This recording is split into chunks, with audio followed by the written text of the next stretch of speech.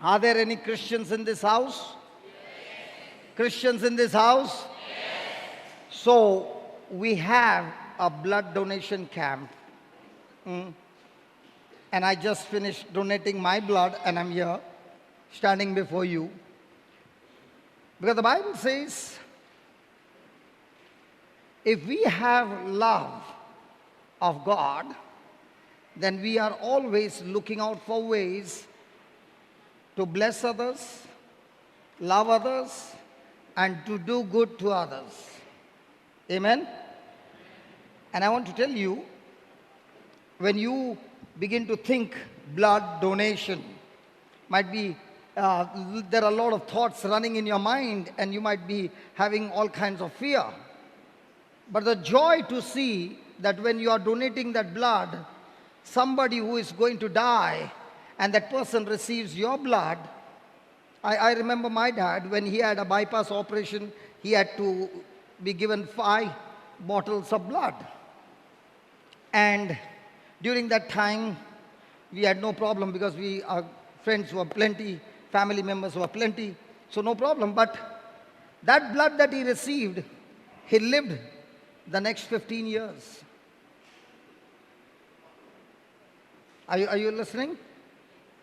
In the same way, the blood that you are going to donate is going to bring life to somebody. And the blood that you have donated, within 24 hours, the body begins to reproduce that blood in your system, and you are once again strong. God has made the body so strong that within 24 hours, you are back totally loaded again. So, how many of you want to give? Are you the givers or only the receivers? Are you going to be the selfish or the selfless? And that's why we never have donation camp when elders are there. We have donation camp always when the youth retreat is on. You know why? Because we want the youth to learn to give. And when you learn to give and you see that your blood is giving life to somebody, there's so much of joy. Money cannot buy. Nothing in this world can give you that joy, that satisfaction. Come on. And I want to tell you, it's absolutely not painful.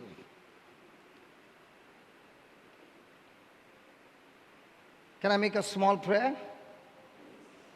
Loving Father God, in this place there are so many who are filled with fear. And fear is a demonic spirit that comes from the devil, blocking the minds of the children, failing to put their faith and confidence in you and trust in you. O loving Father, by the power of your Holy Spirit, let boldness and courage come into them. Jesus, you shed so much of your blood for us so that we could be saved. And today all that you are asking us is to give that blood, their own blood, to save somebody's life. And this blood that we give, O Lord, is reproduced by a body that you have created in a very marvelous way. So Father, in the name of Jesus, I pray that every stronghold in the mind of fear be destroyed, and the joy to bring life into somebody flow like a river in their hearts. I thank you, Lord, Holy Spirit, that you will inspire them. You will help them to make that decision, that they will get up from their seat and go and save somebody's life. We thank you, we praise you for this anointing that removes the burden and destroys the yoke of the devil. In the glorious name of Jesus, amen. Amen. Amen. Come on, how many of you want to give? Can you please stand up? Good. Some more. Come on, some more. What about the youth, man? Come on. I think you all will be underage. Come on, the others. What about the boys? Come on, some more.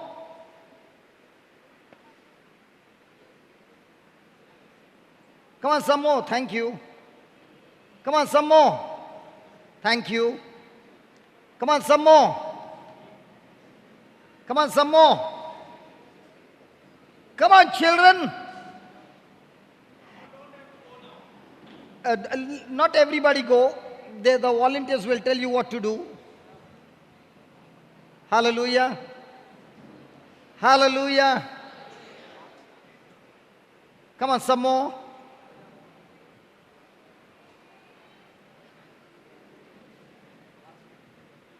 You gave and came. Okay, you gave 2 weeks back. Don't step out again. David, what about your team, man, from Bangalore? You gave 1 week back, but what about your team? One is gone. What about the others? 3 are disqualified underage. Okay, no problem. Good. Come on. This side. What is the use of preaching the word of God when you can't give your pressure, your blood? When you are not a doer. Come on.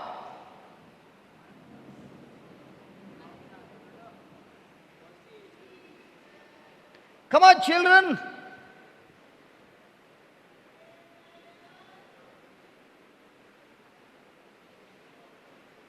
And what about that gang sitting behind?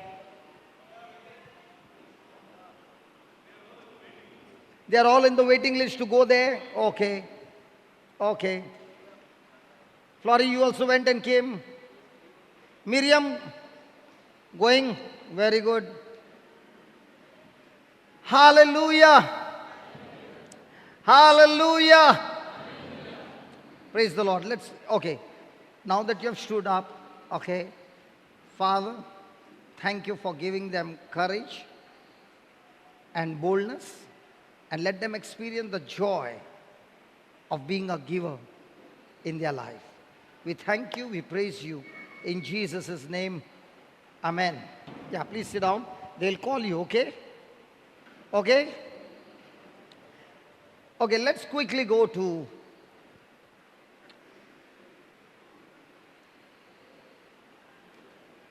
One Thessalonians 5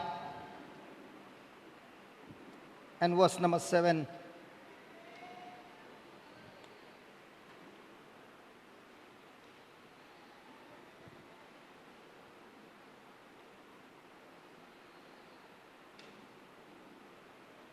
Sorry, 2 Thessalonians.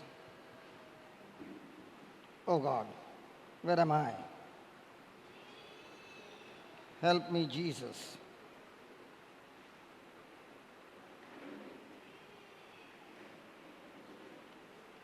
To 1 Thessalonians 5, verse 23, sorry.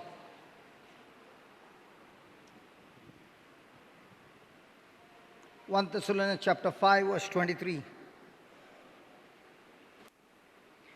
And listen, this is a very important topic that Brother Freddy was sharing with us before I came, and he was talking about the word trust. He was talking about the 3 friends, Shadrach, Meshach, and Abednego, in the burning furnace, and how they received their miracle in spite of the circumstances against them. Now here is the Lord going to take us through a journey. Hallelujah. And in this journey, He is going to teach us exactly how we are going to fail or we are going to pass. Amen? Are you with me? All those who are sleeping, say loudly, hallelujah. Hallelujah.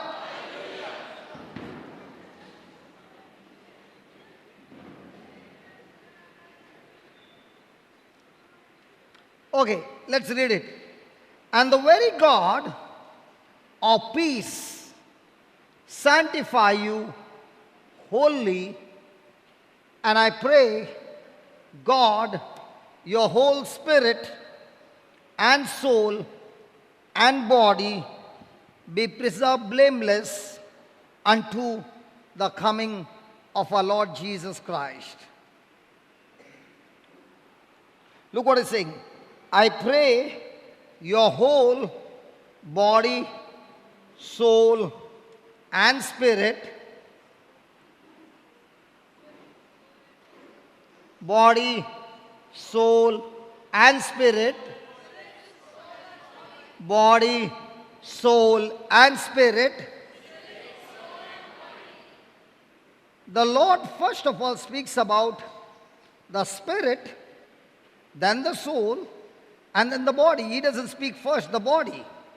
Whenever we want to speak something, we always want to speak about the body. Because when you are speaking about the body, you are speaking about your natural senses, your natural physical situations. But when God is talking, He's saying, this man is made of three parts. He has a spirit, a soul, and a body. Now the question is, does man have a spirit?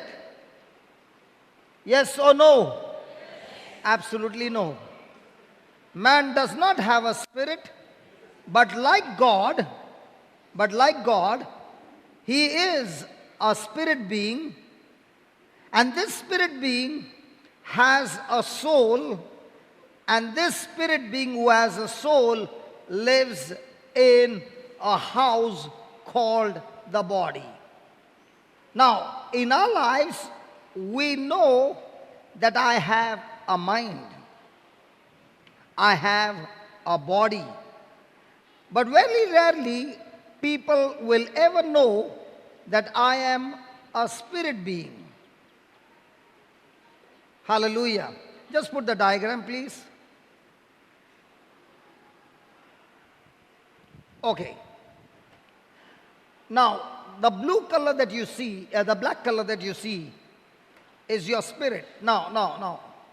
When you look at me, you recognize me as Johnson. Actually speaking, when you look at me, you are not looking at me, but you're looking at my house in which I live.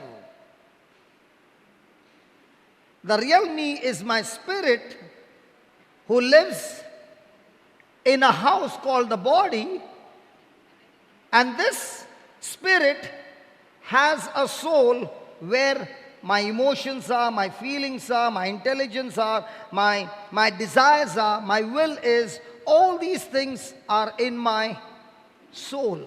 So the soul compartment is the compartment where I make a decision. There are three compartments in the soul compartment. The first one is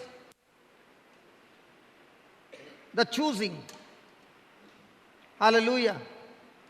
I have the freedom of choice. I have the freedom of thinking, and I have the freedom of feeling. So every moment in our life, we have been given the freedom to think, the freedom to choose, the freedom to feel. Now all these three things are in the soul. So when Adam was created by God, He created him in His likeness and image. I always had a question to God when I hear this word, God created man in His likeness and image. And I said, God, if you created me in your likeness and image, you mean to say you got a scar face? I got a scar face. You got a cut nose? I got a cut nose. And God said, you are talking about the body. The body came from the dust. It will go back to the... Hello, it will go back to the... But how much money do we spend for the dust to decorate? Hello, we men, how much do we spend to decorate our dust? Hallelujah. Hallelujah. So when God created Adam in His likeness and image, He created him just like him.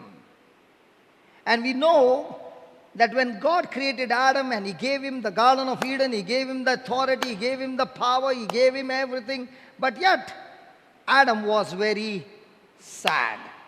Is it right? Why was he sad?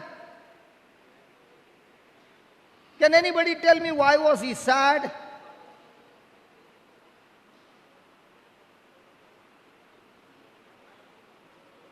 Hello, why was he sad? because he was alone. So all the married people are all happy. Huh? Why was he sad? He was sad because, please understand, God is love. And the word love is agape love. So agape love means to give. So God is a lover and he created man, his lovey, to have a constant relationship with God. So the lovey is going to receive from the lover. So God is supposed to give and give and give, and Adam is supposed to receive and receive and receive. And now Adam is sad because he is also created in the likeness and image of God, and that's why he's saying, God, you are a lover, I'm a lovey, but I also want to be a lover, and I have nobody to pour my love into a lovey. So when he looks at the elephant, they are too big. When he looks at the giraffe, too tall. When he looks at the rat, too small. He cannot find anybody like him. And that's the time God puts him to sleep. Praise God. And takes the rib out of him and creates Eve. Now when Adam is sleeping, praise God, God has created a miracle. And when he opens his eyes, he looks at Eve and says, praise God. Now when he was sad, this is what we got to understand. When he was sad in the Garden of Eden and there was a problem, Adam was looking everywhere all around, but he did not know the solution to his problem was not outside. The solution to his problem was inside, and God brought out his rib and created Eve. In the same way, God is saying to everybody seated here that the best is in you. The best is in you. Let me tell you again, the best is in you. And you are looking all around searching for a solution, and God is saying, if you can just trust me, my spirit can get those things out of you. And when you look at those things manifest in your life, you will be also kissing God and saying, wow. Hallelujah. Can you touch your neighbor and tell your neighbor the best is in you? Come on, talk to your neighbor and tell your neighbor the best is in you. The best is in you. So where are you looking at? Outside or inside? Come on, outside or inside? Outside or inside? Outside or inside? Outside or inside? Do you know why people are depressed? Why people are sad? Because God's nature in us is to give. And Adam, when he received from God, he poured it into Eve and everything was going on fine. Till Satan came and deceived Adam and Eve. I'm not going there much. All that he spoke was words and deceived them. And Adam made a choice to eat of that fruit.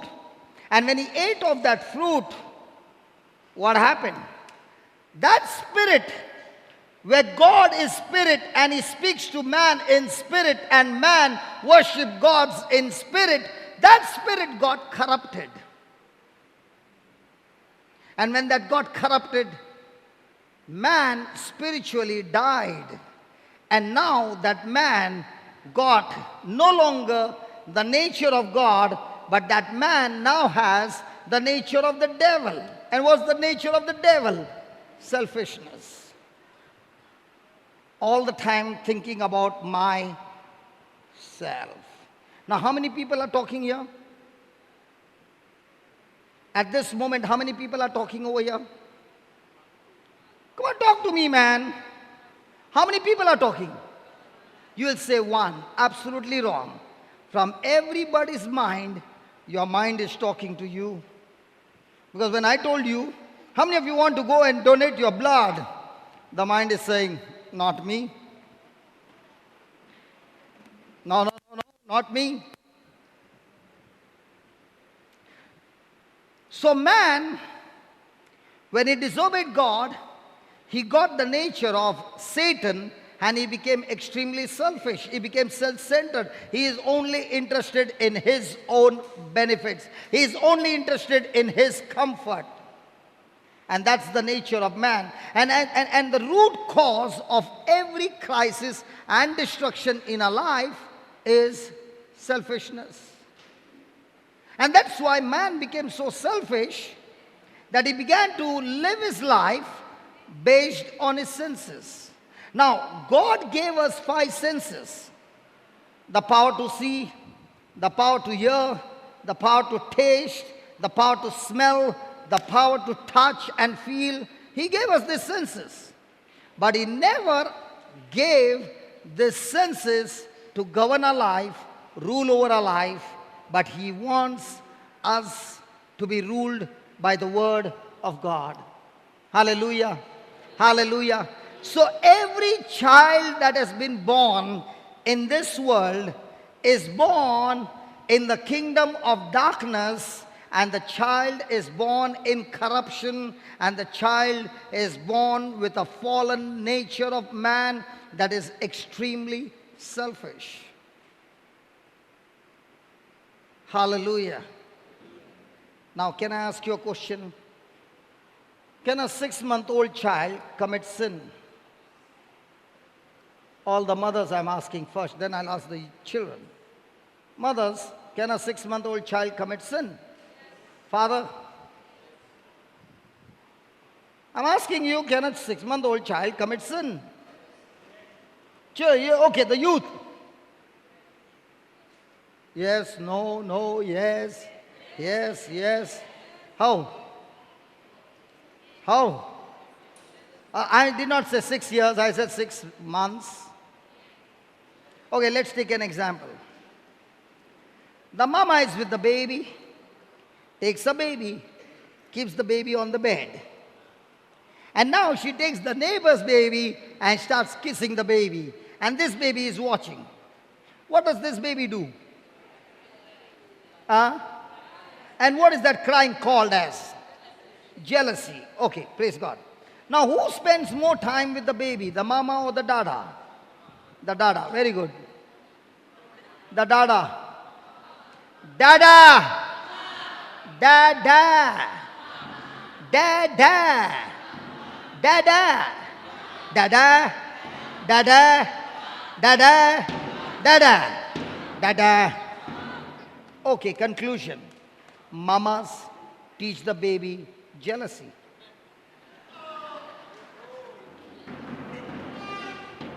Did mama teach the baby jealousy? No. It is a nature. Say that nature. That nature, the fallen human nature that came from Adam's disobedience. Okay. I'm going to give you a riddle, and the one who gives the right answer will get a prize. Okay? Are you ready?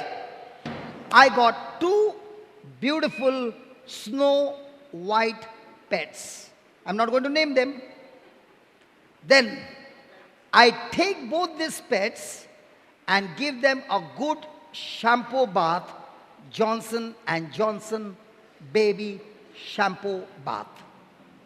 After drying them, I give them a good Johnson & Johnson baby powder.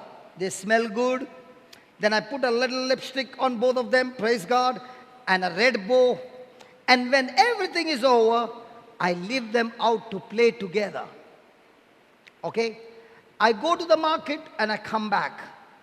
Now my 2 pets are there. One pet, I find him outside the compound in the gutter enjoying the chilled gutter water. The other pet in the compound is jumping and jumping on me. Guess who are the 2 pets? One is a dog and the other one is a cat. Which one is in the gutter? And which one is jumping on me? Did I give them the same treatment? So why is the pig going back into the gutter? Because that's his nature. In the same way, our nature by default through Adam's disobedience is a fallen human nature which is to rebel against God. Now, Brother David, I spoke to you during the break something. Are you ready? Yeah. Now, hey, listen. For the next 1 minute, nobody looks behind. Okay? David, are you ready? Yes, praise God. So nobody looks behind for only 1 minute, and then I will give you a chance to look behind. Nobody looks behind. Okay, David, 1, 2, ready, go. A little this side, brother. Good. Yeah. Fantastic. A little higher. Good. Very good. Done. Now, how many of you got thoughts to look behind? Did you get some thoughts to look behind? Now, all from the time I came to preach, did you get a thought to look behind? No. But when I told you don't look behind, now what comes to you? I want to see what's happening behind. That's the nature of man, to rebel against rules. In the same way, the nature of man, because of Adam's disobedience, the nature of sin came into man and he became a rebel. Now, God has to deal with this sin because God never ever created hell for man. He had created hell for Satan and the demons. They were once upon a time angels who rebelled against God. Pride came into an angel called Lucifer and he became Satan, and 1/3 of the angels rebelled against God and they became the demons and the evil spirits. God created hell for them.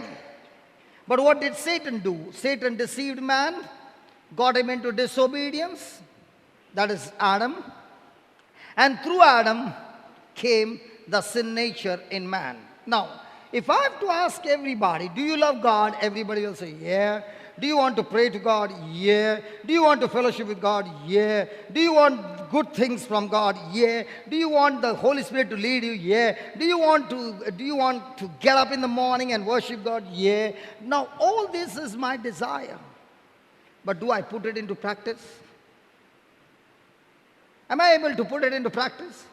No. Why not?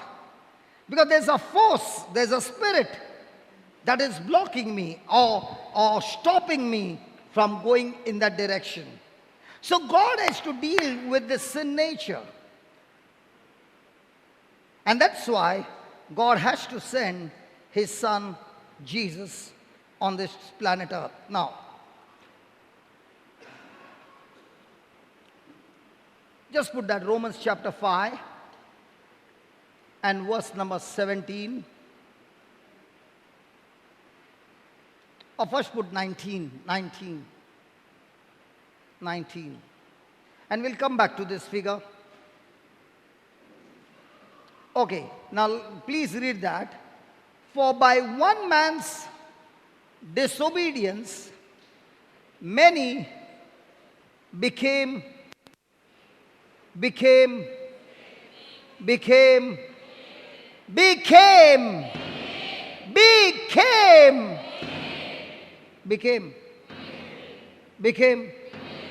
Now what's the difference between became and made? Now listen.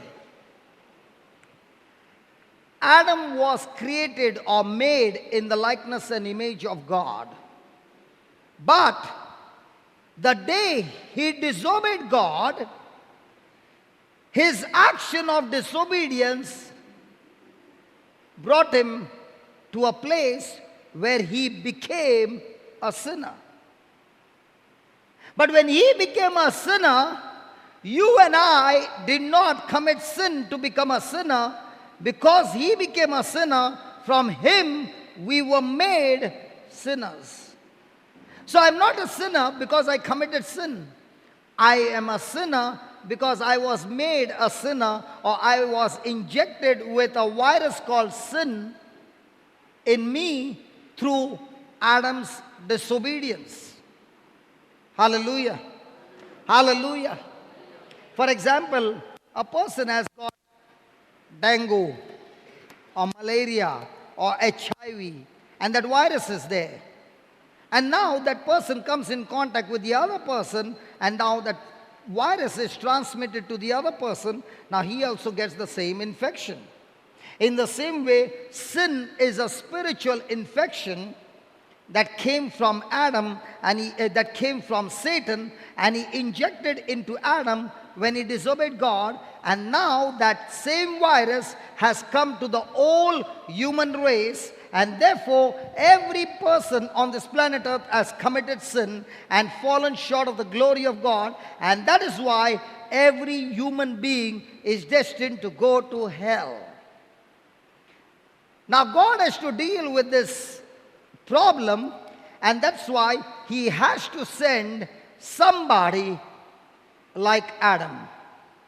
Now God cannot come to this planet earth as God, because he has handed over this planet earth to Adam, and Adam, by his being deceived by the devil, has handed over the earth to Satan by his disobedience. And that's why the Bible says that the God of this world is Satan. So God cannot come as God. He cannot use the dust of the earth and create another Adam, because the earth has got corrupted through Adam. So now he needs a person who can come to this planet earth. And remember, the only person who is allowed to operate on this planet earth is man. Why a man? Because any person who wants to operate on this planet earth, even though he's a spirit being, he needs a physical body, an earth suit called the body. Praise God. Are you listening? Are you listening? He needs a body. And therefore, God begins to speak right from the book of Genesis.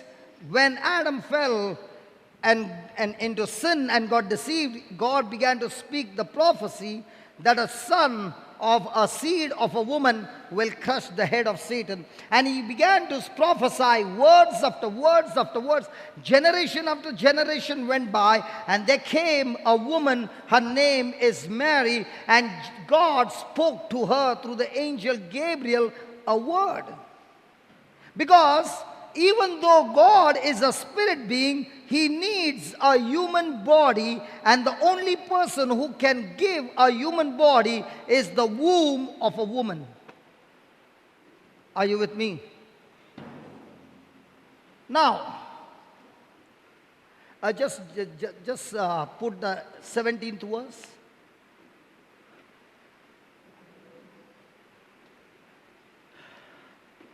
For if by one man's offense or disobedience, what came? What came? What came? So, just put the 16th verse. 15. Okay, put the 16th. Okay, 17 again. Listen. For if by one man's offense or disobedience. Now, the question is, who ate the fruit first? Adam or Eve? So sin came into the world through Adam or Eve? Adam or Eve? Who ate the fruit first? Who gave to whom? So sin came into the world through whom?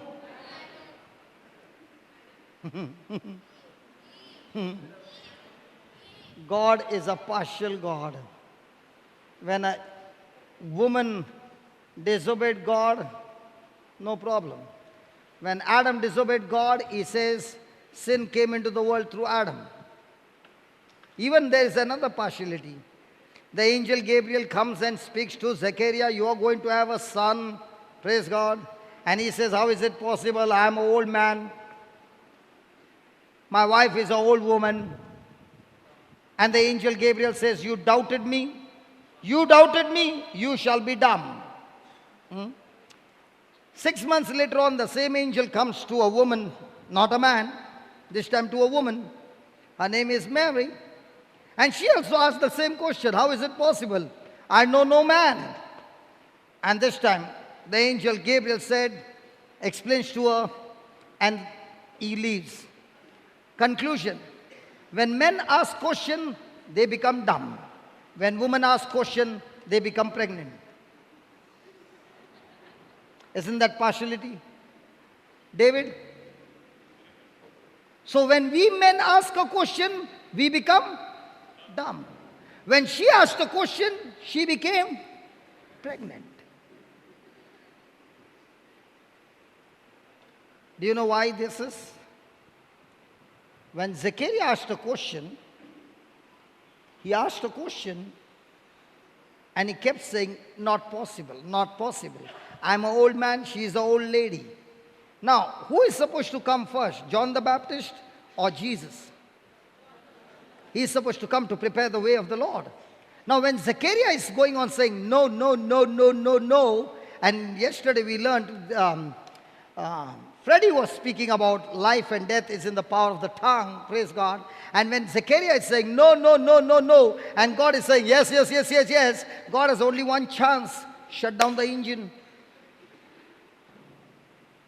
When his engine is closed, he cannot say anymore, no, no, no, no. And God gets his plan fulfilled. And when the son is born and the naming ceremony is there, that's the time God opens his tongue and the job is done. There are many of us who have been speaking words, and words of failures, words of fear, words of all kinds of negativity. And when it is manifested, you are saying, God, why me? And God is saying, that's what you spoke, that's what you received. Yesterday he gave a wonderful scripture in Deuteronomy 30:19. He said, God loves you. And he says, listen, I love you so much. I placed before you blessing and cursing. I placed before you life and death. And if you don't know what to choose, I'll give you a hint. Choose life, says the Lord. So that not only you and your descendants and your generations shall live abundant life. But what are we choosing? So here is God saying that through one man's sin, why Adam, why not Eve? Because when God created Adam and gave him the instruction not to eat of the fruit of the tree, Eve was not created. So the instruction was for whom? Adam or Eve? Adam. Now, when Adam sinned, death came into this world, sin came, sickness came, disease came, all kinds of curses came, sorrow came, pain came, grief came, and everything became a chaos. Now God has to deal with this. So he sends a person, his name is Jesus. So when Jesus came into this world through the womb of a woman, that's why he said, a good shepherd comes through the gate. Everyone seated here, without an exception, came to this planet Earth through the gate. And what's the gate? The womb of a mother. Every spirit being who is called a man or a woman came through one gate, and the gate is the womb of a mother where the spirit received a physical body. And this body turns into dust the day the spirit leaves the body. And that's why, let's say we have all come for a funeral mass. And you are all waiting there. And there's a person by the name Anthony. Now Anthony always came to church, but when he came to church, he came vertical. But one day, he entered church horizontal. Bum, bum, bum, bum, bum, bum. It's a funeral. Now, on that day, Anthony is with all suit and new boot and good tie and all that, but he's not coming vertical, he's coming horizontal. Now, he's the same. The body is the same. But are you calling him Anthony now, or are you calling him body? Why are you not calling him Anthony anymore? Because that name Anthony is not for his body, the name Anthony is of his spirit. Are you following? So, when Jesus came to this planet Earth, he came as man, and the only difference between Jesus and us is that Jesus was born from the womb of a mother, and we were born from the womb of the mother, but there was one big difference. And the difference was the conception that took place in Mother Mary's womb was not from an earthly father. Why? Why? Because the scripture clearly says that it is by man's disobedience death came and sin came. So the sin nature is transferred into the baby from a man and not from a woman. So when it came to Jesus' conception in Mother Mary's womb, there was no earthly father, but there was the power of the Most High, the Spirit of God that overshadowed the womb of Mary, and therefore the child born, Jesus, was born without the nature of sin. Is that clear? Hello, is that clear? Hello, is that clear? So we are born with the nature of sin. He is born without the nature of sin. Now, he is exactly like Adam. Adam before the fall, and Jesus, a man, the same. And that's why the Bible calls him the second Adam or the last Adam. Praise God. Now, what's the battle? Okay, let's put it this way. Supposing I and my brother David are in the boxing match. Okay? And I beat him up and I beat him up and I beat him up, and he's bleeding all over, and I give the last punch and he's gone flat. And when the referee goes to check him, he's dead. Who is the champion, man? Hey, come on, who is the champion? Come on, who is the champion? Me. Now the next match, Satan and Jesus. And Satan is beating up Jesus. He's bleeding all over, crown of thorns bleeding, his back all scourged at the pillar, his bones can be seen. He's wounded all over, and there he gives up his spirit and he dies. Who wins the match?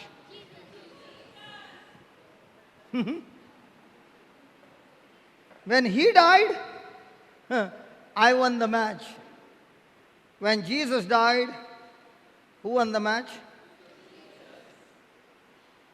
How come, man? What kind of a match that is? He died for us. Okay, David died for his family. Then he died for his country. Hey, David, no problem. How come David wins? Not David, Jesus wins. Because the whole match, from the time he was born, there's only one match. The match of obedience or disobedience. And that same match goes on in our life. Every day there's only one match. Obedience or disobedience. And for us to obey, we have the fallen human nature. We don't have the power to obey. And that's why Jesus comes into the scene. He takes our life. He takes our place on the cross, sheds his blood, and because he committed no sin, he is raised from the dead. So how did Jesus win the match? He won the match by being in total submission to God and in obedience to God. How are you and I going to win the match, my friend? By obedience and submission to God. Hallelujah. Hallelujah. Thank you, Jesus. So when Jesus died and he rose again, hallelujah, he rose again, and he said, now those who believe in me, I will give them my spirit. I will give them my life. So what exactly happens when a person makes Jesus the Lord of his life? just put the diagram again, please.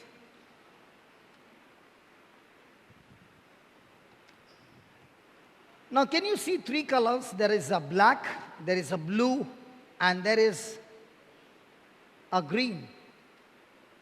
Okay? So let's start with the body.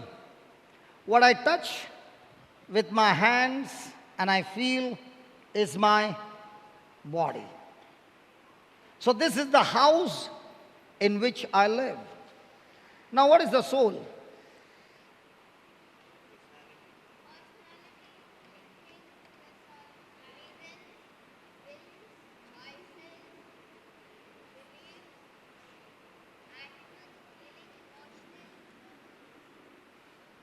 Hallelujah. What's the soul?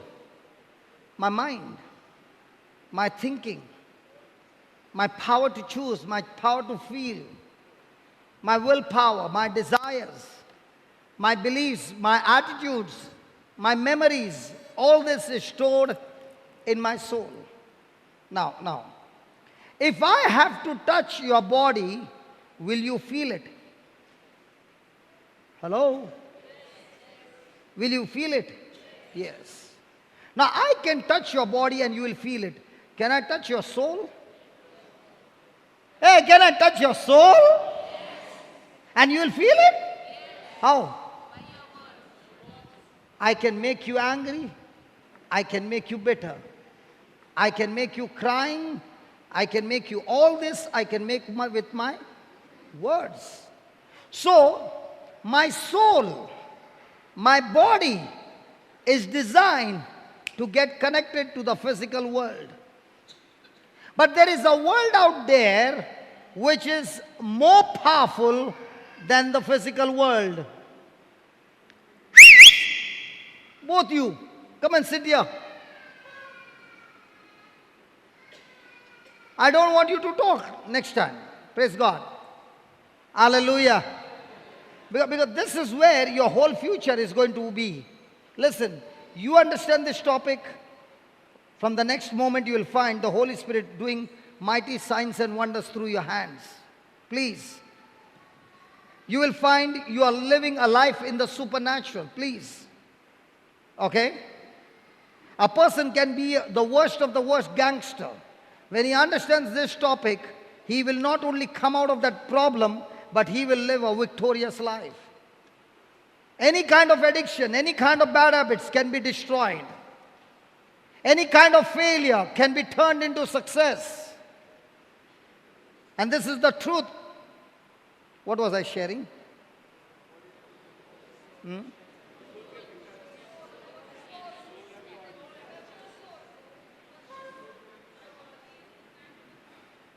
So I can touch your soul, I can touch your body. But the real problem is my spirit. Now, if you see over there in the diagram, the green color has absolutely no connection with the black color. Can you see that? Hello, can you see that?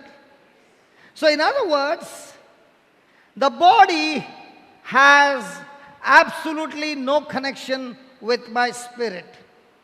The only part of me that connects my body and my spirit is my soul. Praise the Lord. Praise the Lord. Now, when a person does not know Jesus, his spirit being is absolutely corrupted, and therefore the person's choices are always fallen, human nature decisions, selfish decisions, and therefore he is attracted to the things of this world. But then comes a day when the gospel is preached and the person makes a decision to make Jesus the Lord of his life. The moment he makes that decision to make Jesus the Lord of his life, the Spirit of God comes inside of him to dwell forever. Now, why do we need the Holy Spirit? What is the function of the Holy Spirit? Anybody?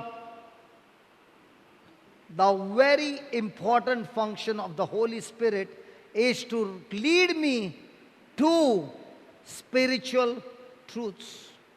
And that's why the Bible says that the disciples, the apostles who were with Jesus, they saw those miracles, they saw everything, but they could not understand, they could not interpret, because the Holy Spirit was not yet given to them.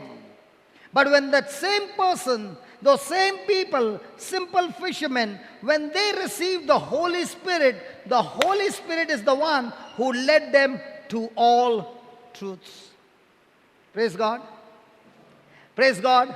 You remember Jesus saying to the Samaritan woman, give me that water to drink. Okay, and she begins to turn around and she says, are you a Jew asking a Samaritan for water? And then Jesus turns around and says, listen, the water that you drink, you will thirst. But the water that I give you, you will never thirst. Because the water that I give you will be in you a well. Say that well. Say that, a well. Say that, well. That springs forth eternal life. So we who believe in Jesus, in us, is the well. Means what?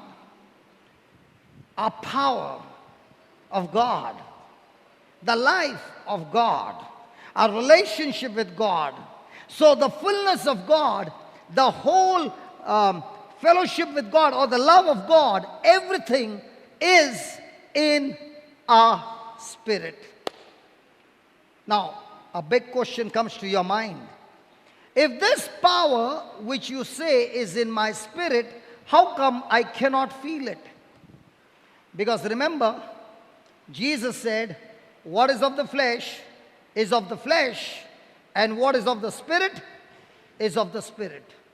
In other words, the things which are physical and the things which are spiritual, they actually have no connection. The only sense that can connect you from the physical to the spiritual is a sense called faith sense. Hallelujah. Hallelujah. In every person seated here who believes in Jesus, who are born again, is the same anointing, the same Spirit of God with the same power in every one spirit. No difference. Absolutely no difference. Then the next question would be, if that same power is in all of us, then how come I do not experience the power of God flowing through me? The problem is that our soul is double-minded. How many minds we have? One or two? Hello, how many minds we have? One or two? Let me show you how we have got a two mind. Let's go to James chapter 1 and verse number 5.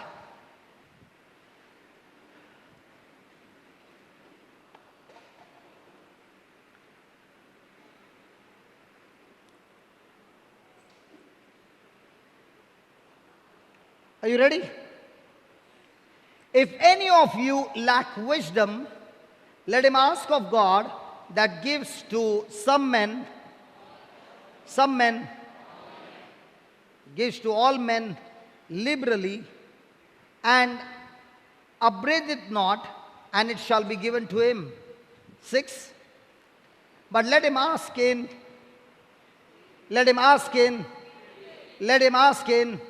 Have you heard the word faith before? Hello, have you heard the word faith before? What is faith?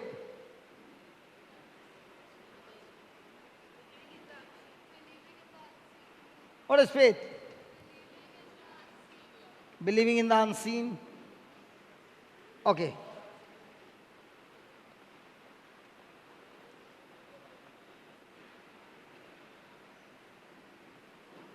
Next time I'll throw the mobile. This time I'm going to keep. Next time I see the mobile, I'll throw it out.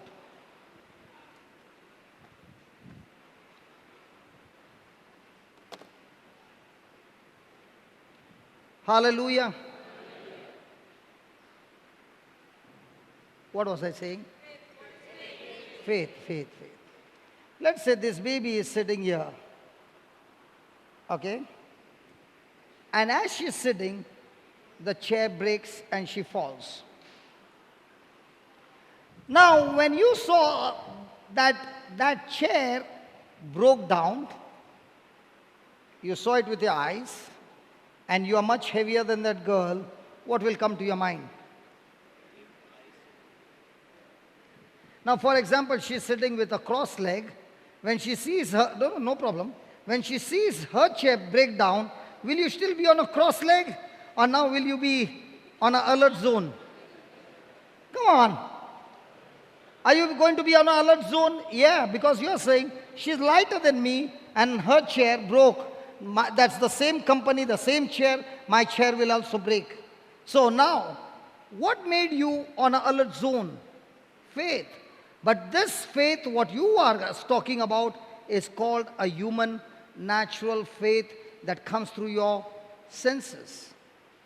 For example, you got a ticket or world tour for 1 week, and they congratulated you, put a garland, gave you a gift voucher, and they said this is 5 lakh rupees for you to spend over there, and they gave you all, and now you are boarding the flight, and as you are boarding the flight, you are seeing one wing of the plane is broken.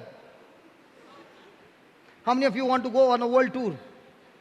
You will surely go on a heavenly tour. Now, why are you not ready to take the flight? Because you know that flight will not carry you to safety, and you will not take that flight. Why? What made you take that decision? Your senses.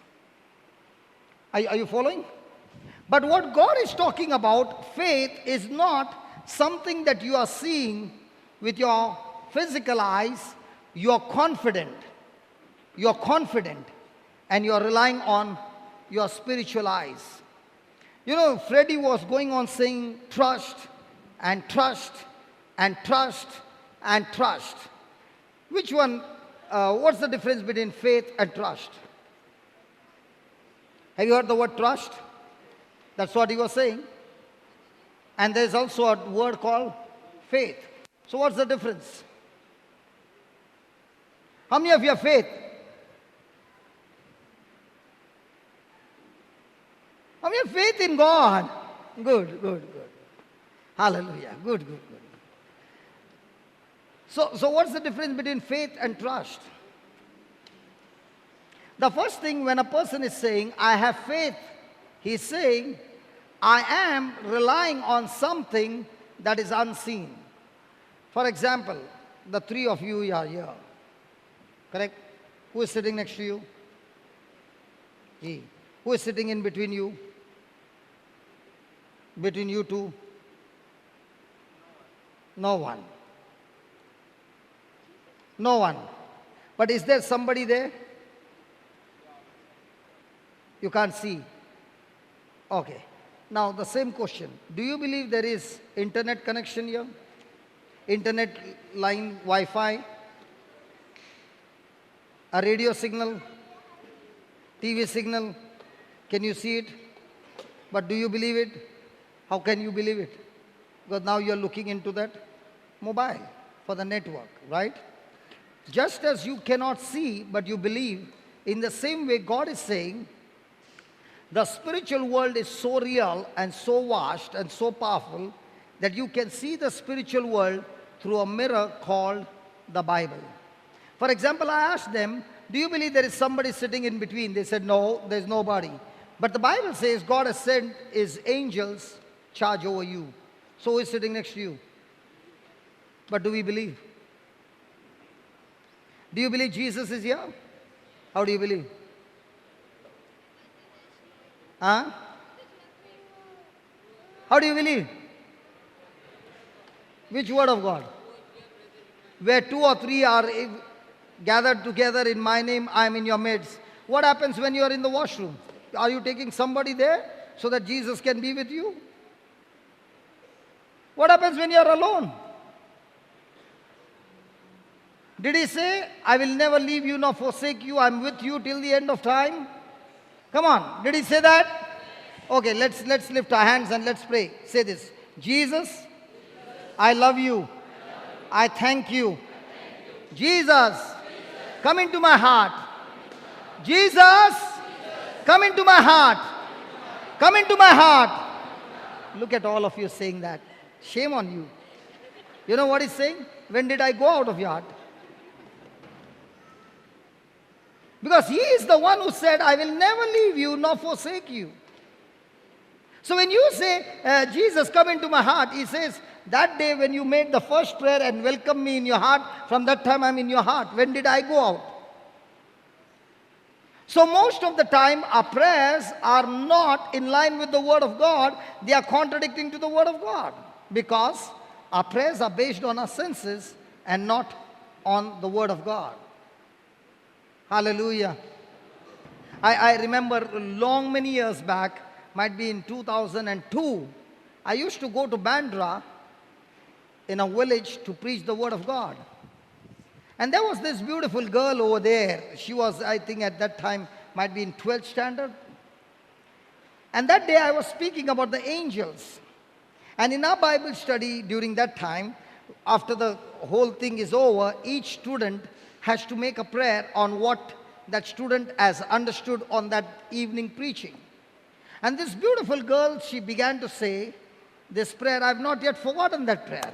She said, God, first of all, please forgive me, and all you angels, please forgive me for not trusting you and not believing in you.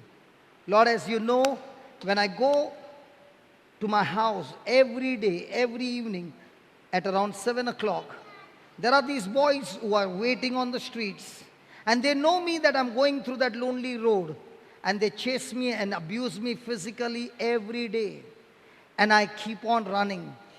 Lord, I run with my fear, and I've been totally depressed. Angels, please forgive me. I was running and I did not even know that you were there. I dashed into you and I must have even damaged your wings. But from today, I make a decision. Even though I don't see you, I will trust in you and believe in you. And she made that prayer and she said, Lord, I thank you for your protection. Next week Bible class, I was excited to know what happened. And these are the words that she said. Hey brother, every time I go through a lonely road, these boys, they catch me, physically abuse me and torture me. And this has been happening for a long time. That day, after the Bible class, I was walking and those boys were waiting for me. I looked at them from a distance and I said, God, today I'm going to put my trust and my faith in you. I'm not going to run anymore. Because according to Psalms 91, you taught me today that you cover me under your wings. So I'm not going to run, I'm going to be under your wings and I'm going to walk like a princess under your wings. And she walked past them and none of them noticed her. She went to the other side, looked at them and she began to wonder. And from that day she said, every day I walk with the angels and I'm under his wings and nobody touches me.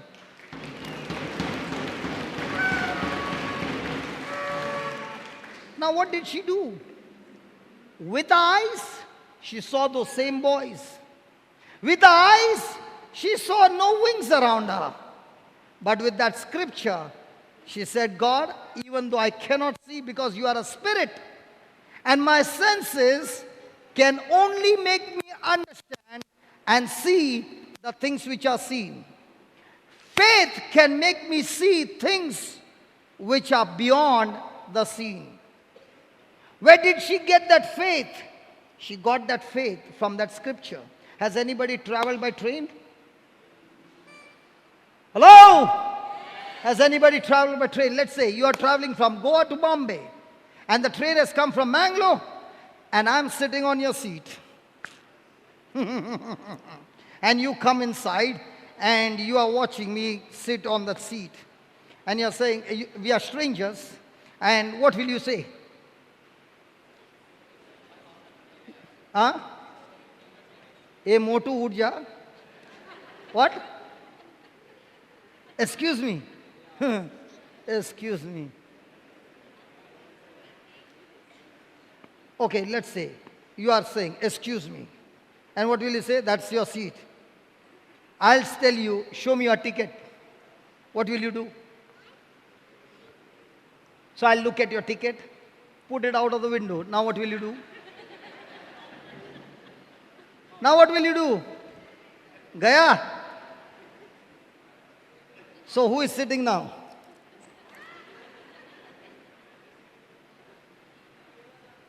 Come on. What will you do? I wish you would have traveled in the train where I am traveling. What will you do? Yeah, Marina, you are discussing with them. Tell me, what will you do? Huh? Printout went out of the window. Now tell me, what will you do? I threw it out. Now stand and cry? Won't you call the authority? TT?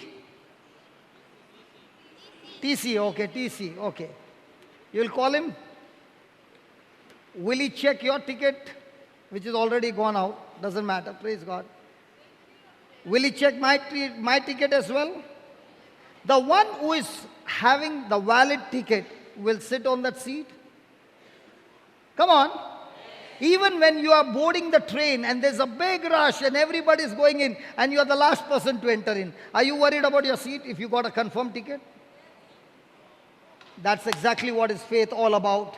You got a confirmed ticket from Jesus. When you have the promise of God, the devil can put all those thoughts and say, no chance. And you're saying, devil, I got news to tell you. I got a confirmed ticket from heaven. Back off. Others, I'm going to call the TC. His name is Jesus. His name is Jesus. Okay, let me show you how to get those tickets. Praise God. Okay.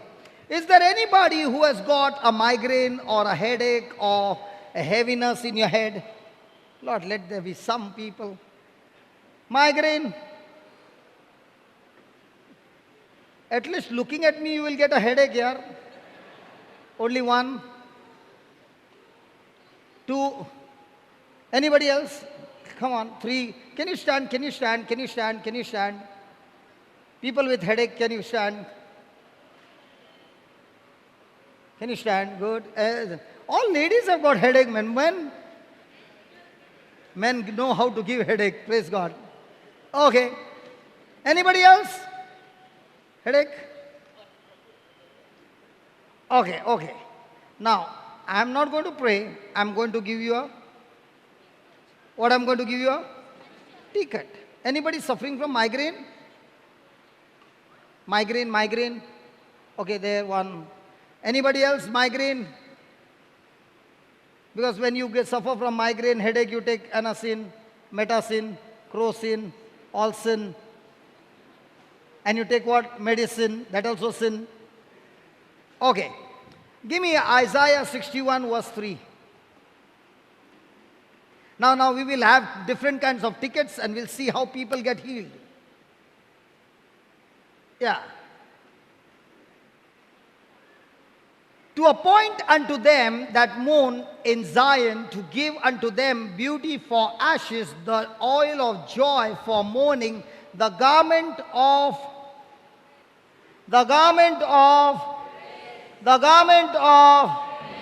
did he say praise or the garment of praise? Only praise. Praise.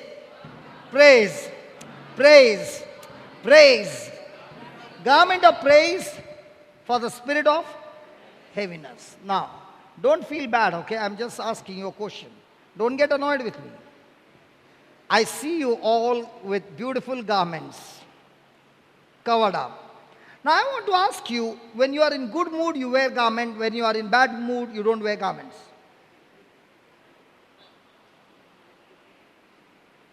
Hello? Do you wear garments in good mood, bad mood, all mood? That also they are thinking. Do you wear garments in all moods? That's why he says a garment of praise. We want to praise God when we are here. Hallelujah! But when the trial comes, At that time, am I praising God? When my head is heavy, am I praising God? When everything is coming against me, am I praising God? And that's why he says, just as a garment, did any of you in the morning kept the bag there and said, Father, in the name of Jesus, by the power of the Holy Spirit, garment from the back, come upon me. Anybody did that? Or did you labor? Hello, did you labor?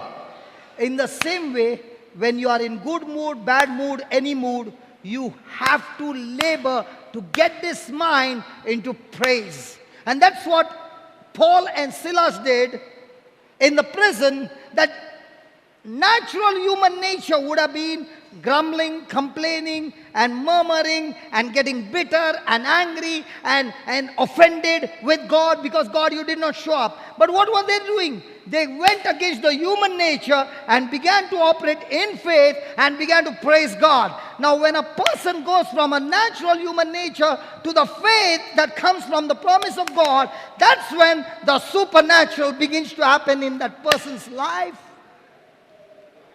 Did you get that? Hello, did you get that? That's when you are no longer relying on your senses. You are saying, my senses are saying, I need to cry. My senses are saying, I'm in pain. My senses are saying, I want to turn around from everybody. My senses are saying, I cannot bear it anymore. But faith says, open your mouth and praise Him, because your God is greater than the trial that you are facing. And He is ready to get into action if you are willing to agree with Him. Are you following? So all that you need is open your mouth and praise God for a minute, and don't you pray for the headache to go. Promise? Okay? So let's have a praise. Come on. Loudly. Close your eyes, concentrate, and give Him praise. Thank you, Jesus. Praise you, Jesus. Hallelujah. Glory, glory to your name, O Lord. You are my good shepherd, O Lord. I am your sheep, O Lord. There is none like you. You are El Shaddai, God Almighty, the mighty Creator. Where I love you. I thank you. Come on, open your mouth. Come on, open your mouth. Come on, open your mouth. Concentrate only on praise. Don't concentrate on your healing. Come on, only on your praise. Concentrate. Look at Jesus and give Him praise for who He is.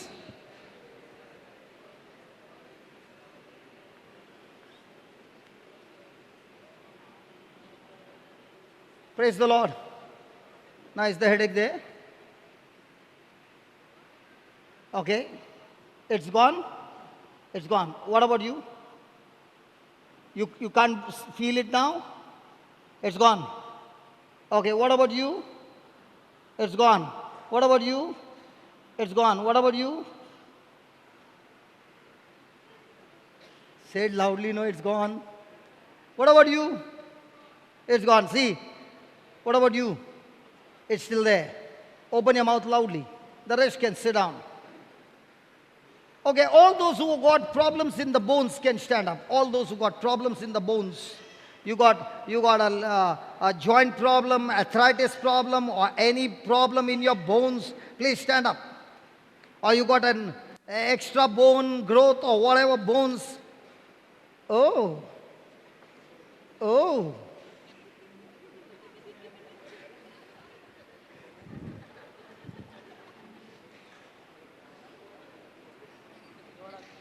No, you take your mobile and keep playing. It's not your mobile? Whose mobile? Using the Bible.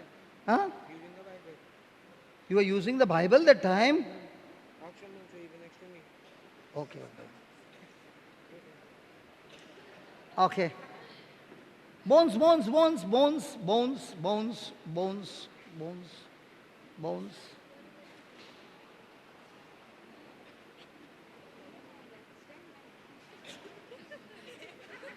Telling whom? Husband? Hello, telling whom? Husband? Stand no. I'm asking you, Re Baba. Telling your husband? Where's the husband? Mr. Tony, please come here. Mr. Tony, please come here. And Mrs. Tony, please come here.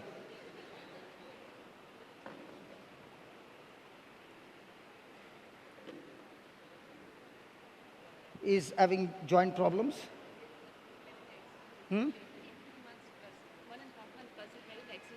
He met with an accident.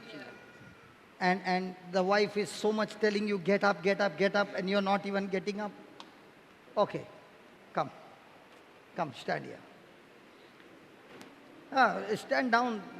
We will all get healed there only. Praise God. Hallelujah. Now, listen, let's listen. We learned that inner spirit is the power of God, right? Hello, did we learn that? The soul is the place where we meant to make decisions. And when my soul or my thinking is on the Word of God, then I, just put the other diagram please, with the tap. A diagram with the tap. Okay. Can you see that pipe? And out of it is flowing living waters. Now that's all of us. The spirit, the soul, and the body. Now when you look over there, between the spirit and the body, there is a part which is called the soul, where my mind is. And there, where these two are touching each other, can you see a tap? Hello, can you see a tap? Now that tap is a tap which only I individually has the power to open it or close it. So the first block that you see, spirit, in that is the Holy Ghost power, the power of God, the anointing of God, the love of God, the joy of God, the faith of God, the fullness of God is in abundance in every one's spirit. Now, to open the tap to get your healing, I must use the Word of God and renew my mind, change my thinking, and agree to what God's Word says. A person who quickly renews his mind and is no longer relying on his senses, but relying on God's Word, now you yourself has opened the tap and the power flows from your spirit through your soul into your body. The power can never ever flow from the spirit to the body bypassing the soul. Because the soul is where you can lock that power up. When you rely on your senses, you have locked the tap. When you are relying on the scriptures, you have opened the tap. Where's that brother? Please come here. Before we go into prayer, listen to this testimony. Can you just give me the mic, brother?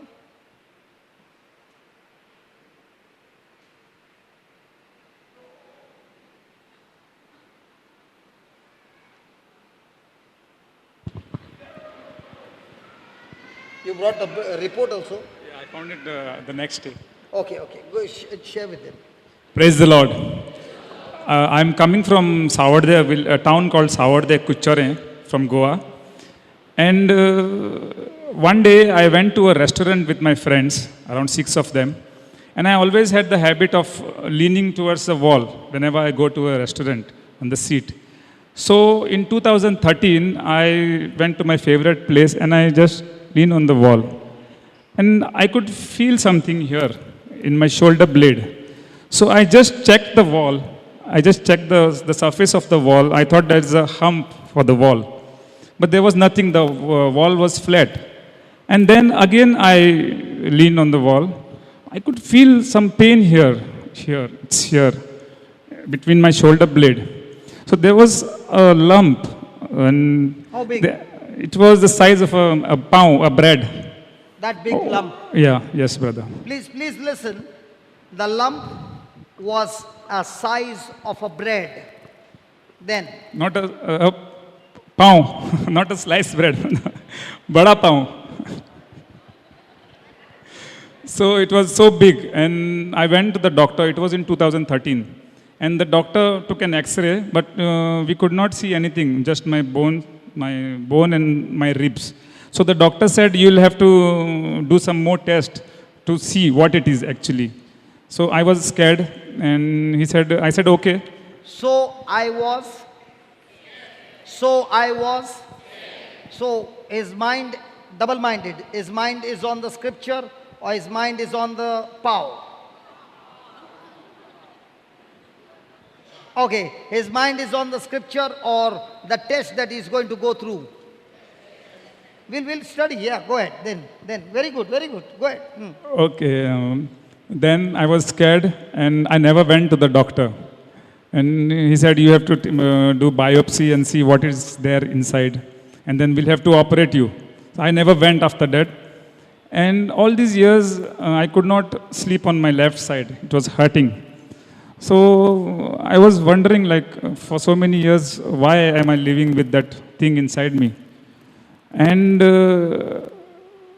in this month, 5th, 6th, 7th, there was a retreat for 3 days. And I attended that retreat. I was sitting here.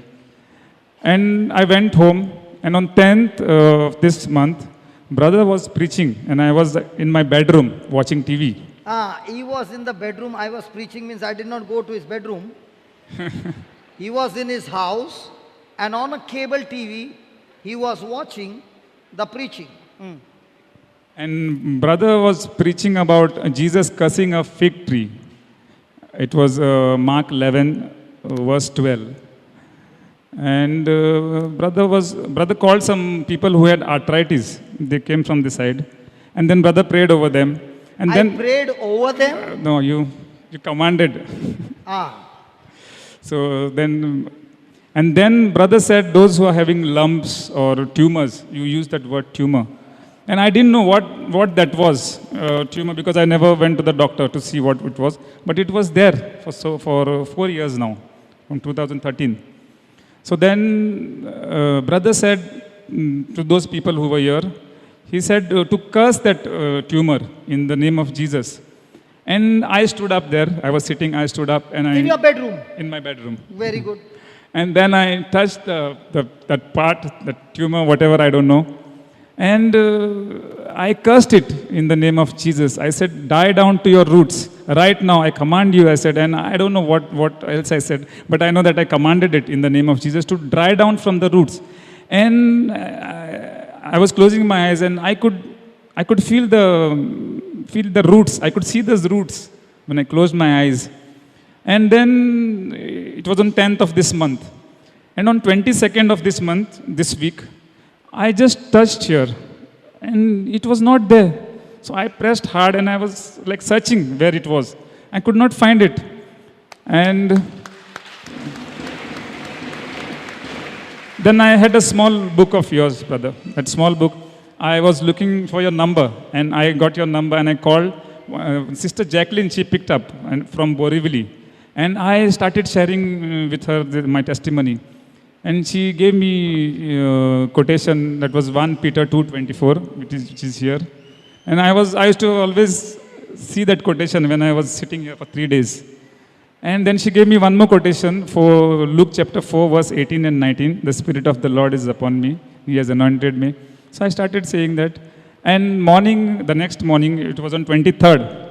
23rd, my wife wanted a picture of Jesus. And I have a small cupboard at home where all my books are there, my religious books. So I told my wife, just check in the cupboard. So my wife was searching the picture of Jesus. She found this X-ray, and which I never knew where I kept it. And she found this X-ray, and she asked me whether I want this thing. I said, what is that? I said, no, you throw it out. Then I just turned back, and I saw the X-ray. And it was the same X-ray. I didn't remember where I kept that. This is my left shoulder. Yeah. So they could not see it. Oh, yeah. So it was on 23rd I found this X-ray. And I called Sister Marina that morning. And I told her about everything. And the X-ray which I took was 24th, the same month, 24/5/2013. So 2 days before it went off. Praise God. And that too by the power of the word of God. Hallelujah. Hallelujah. Hallelujah. Now, in this testimony, what I wanted you to share is not necessary that the person is here. A person can be at home. A person can be driving the car. Wherever. When that person believes and opens his mouth and speaks the scripture, that scripture is my ticket, my confidence, what Jesus has done for me. Now, all those who are having problems in the bones, I'm going to give you 2 scriptures. Are you ready? Hello, are you ready? And we are going to see everyone healed over here. Everyone, without a doubt. Are you ready? Okay, let's go back to Mark 11:22. Mark 11:22.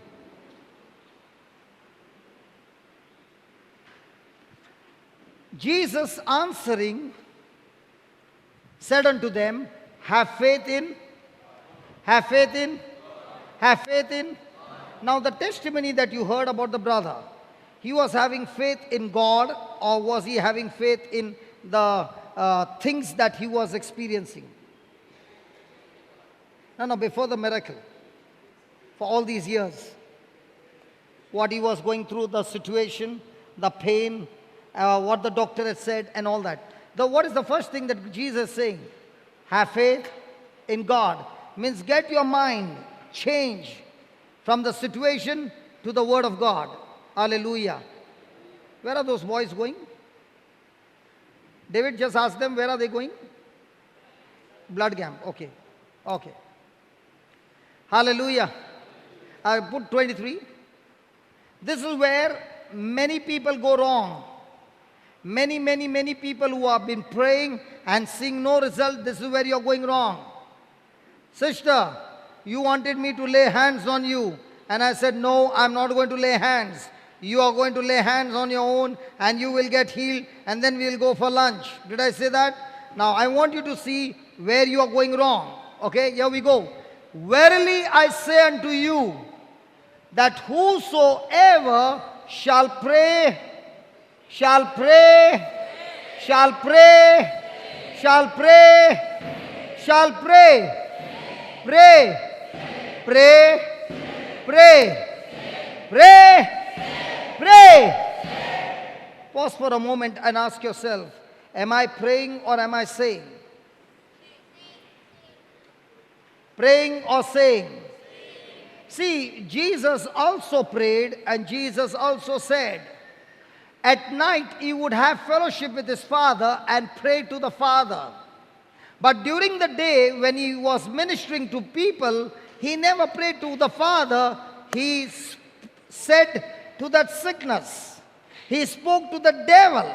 There's a time for us to pray to God and get our minds charged and build our faith. And once that faith has been built, it is now time to talk to the sickness. It's now time to talk to your trouble. It's now time to talk to the devil. Are you listening? Now, a quick question to you, all those who are standing. Are you praying or are you saying? Come on. Come on, let's be honest here. Praying or saying? You are saying? Honest? What were you saying? Were you talking to the sickness or praying to God? Please understand. Sister, were you praying to God or saying to the sickness? Okay, now it is going to go. Praise God.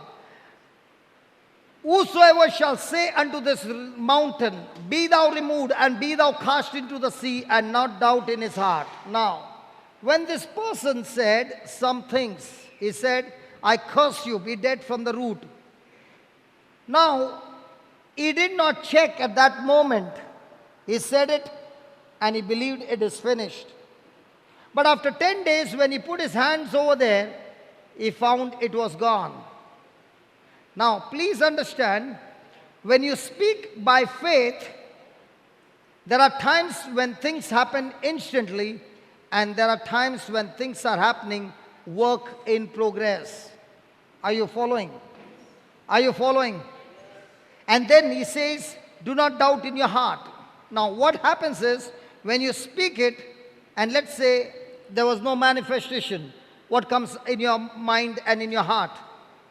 Doubt. It did not work. And that's what Jesus says. When you said something, continue to believe and continue to speak till you see the manifestation take place. Hallelujah. And that's why the last line, see what he says.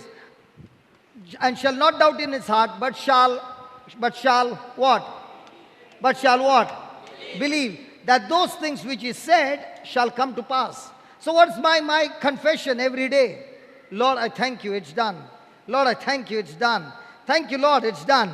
Thank you, Lord, it's done. And what's the last line? He shall have whatsoever. So you go around telling everybody, I got diabetes, pray for me. What did you say? I am a? Who gave you that name? The doctor. I am diabetic, I am arthritic, I am tick, tick, tick, and tuk, tuk, tuk.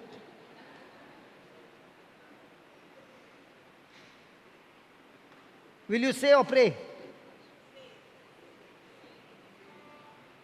Will you say or pray? So this is one scripture. Second scripture, Psalms 22:14. Psalms 22:14.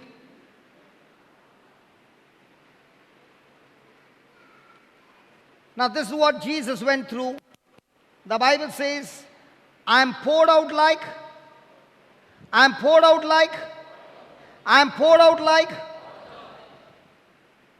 some of my bones,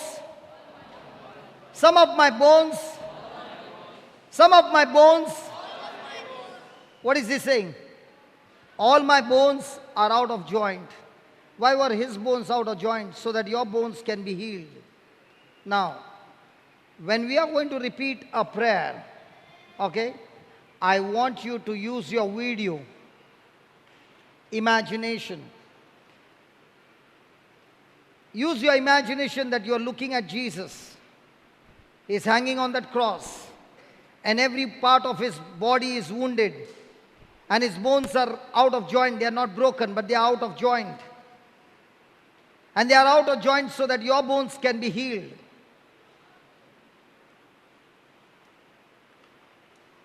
Make that imagination and let's begin to pray. Now, before we pray, did Jesus say we can speak to the mountain in his name?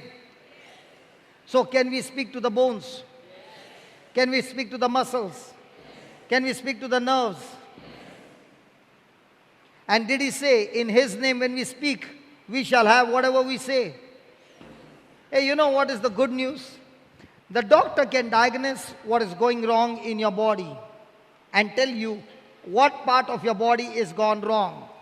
And the good news is, you and I have been given authority by Jesus that we can speak to those organs to get restored and recovered and function normally. And Jesus said, you shall have.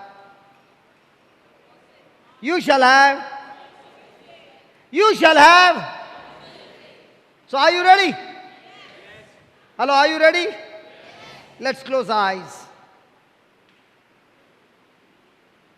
and say this prayer. Lord Jesus, please forgive me. I did not know the truth. Your word says that your people are destroyed not by the devil, but by the lack of knowledge. Because of ignorance, unbelief, disbelief. Oh Lord Jesus, please forgive me. All this time, I was praying to you about the mountain. But today, you have opened my eyes. You have commanded me. You have given me the authority to speak to the mountain. So here I am, exercising my faith. In the name of Jesus, I'm talking to all my bones I'm talking to all my bones, my cranial bones, my vertebra, my spine, my lower back disc, my pelvic bones. In the name of Jesus, all you bones, be aligned, be aligned by the power of the Holy Spirit. I command you, all you bones, get back to the right position, the way you were created by God. Lord, as all these bones are being aligned by the power of the Holy Spirit, I thank you. Now I command all my muscles, ligaments, tendons, nerves, be loosed, be relaxed, be aligned in the name of Jesus. In the name of Jesus. In the name of Jesus. Lord Jesus, in your name, I take authority over the spirit of infirmity. And I'm talking to you. You spirit of infirmity. You spirit of sickness.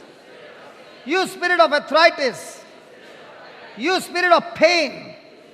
I bind you. I cast you out of my body. Get out. I curse you. Be dead from the root. And go to the place that God has created for you. In the name of Jesus, Lord Jesus, all your bones were out of joint for my sake. By that pain, my joints are lubricated, recreated, and my bones are all healed. I believe it. I receive it. Lord, your resurrection power, your Holy Spirit power is restoring all my bones.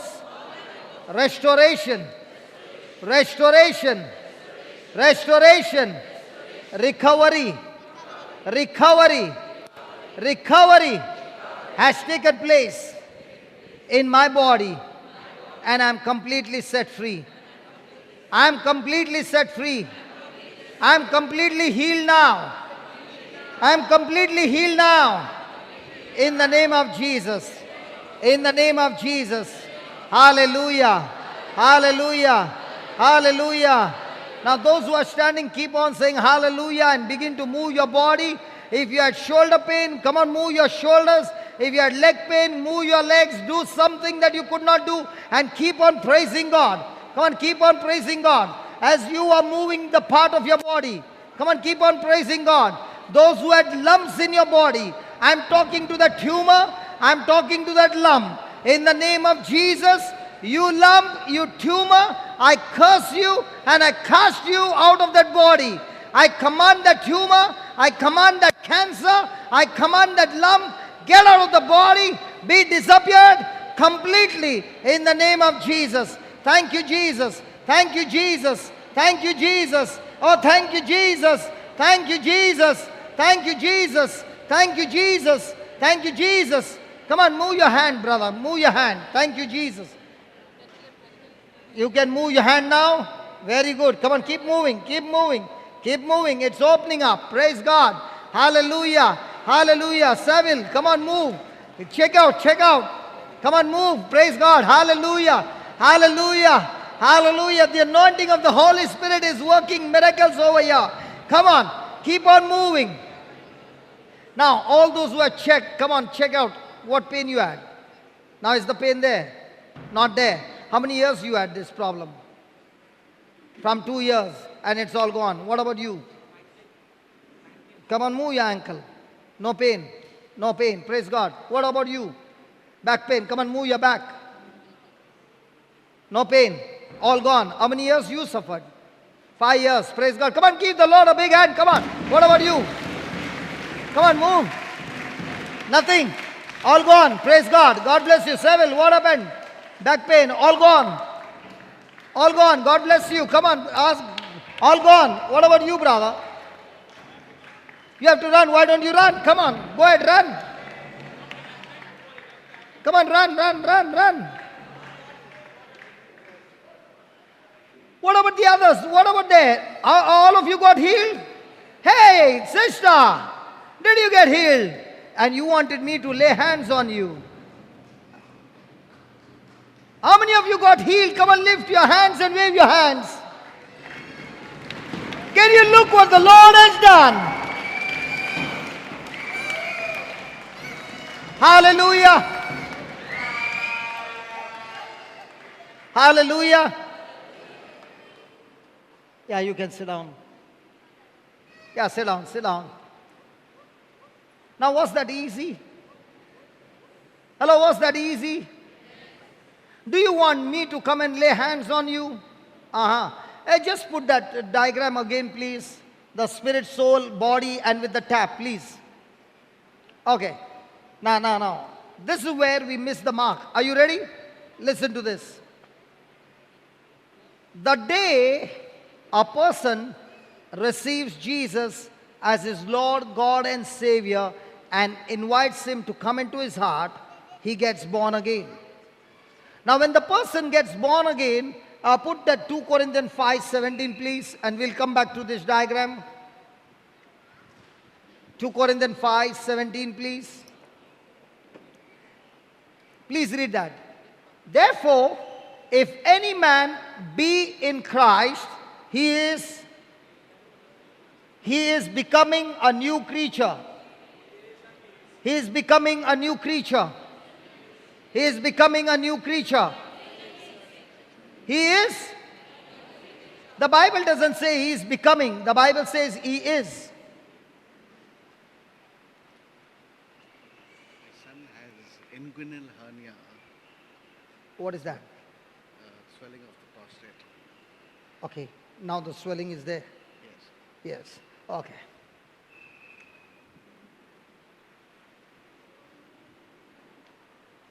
Can you just give me 2 minutes? I'll explain this and then I'll call you. Okay. Don't go back. Just sit down as close as you can. Yeah. Can we read it, please? Therefore, if any man is in Christ, he is becoming, he will become, it is finished. He is a new creature. Say that, new. Say that again. Say it again. Say it again. Now put the diagram, please. Now what is that new? You got a laser? You got a laser? You got a laser? I want you to point it to that spirit, please. Use the laser. Okay. What's that new? The new is your spirit. Our spirit was corrupted, had no relationship with God. It was a total fallen nature. It was a rebellious nature. And when a person gave his heart by listening to the gospel of Christ being preached, the Spirit of God came and took the residence in that person's spirit. Can you see that spirit? So now, everything of God, He is not going to give you anymore. He has given it to you and made a deposit for you for your lifetime. Are you listening? Are you with me? So God is no longer depositing anything more. He has finished it the day you and I were born again. So where is the power of God now? In me or outside me? In me. And where's this power? In my spirit. Now before the power can flow from the spirit and I can feel it in my body, there is somewhere a big block that stops this power from flowing. Now put that 2 Corinthians 5:17 please again.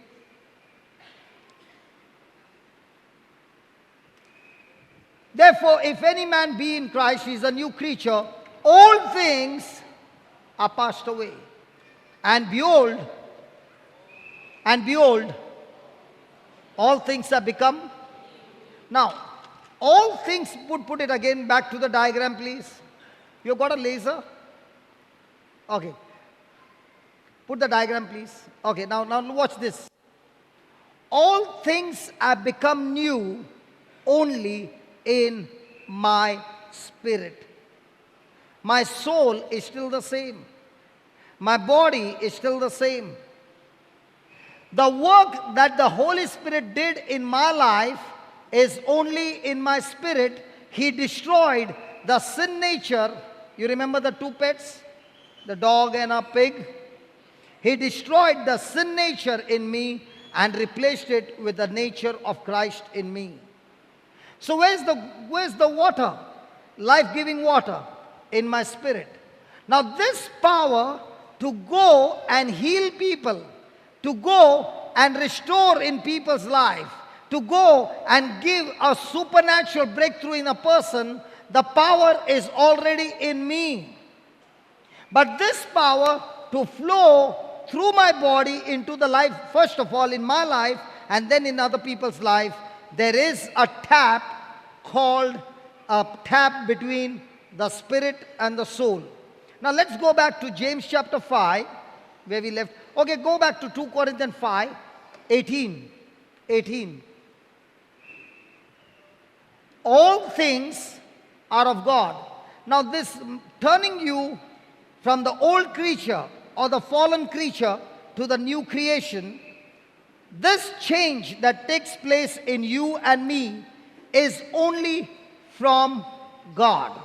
All things are of God, which has reconciled us to himself by Jesus Christ and has given unto us the spirit of reconciliation. Praise God. Now, the change that has taken place in each one of us is in our spirit. Now, there is going to be a change in our life. And how will that change take place? That change will take place when I change my thinking. Put the diagram again, please. Now, watch over here. Can you see the spirit? That part is already changed by God. Now, what remains to change? My soul. Because my soul is the one who is going to make the decision.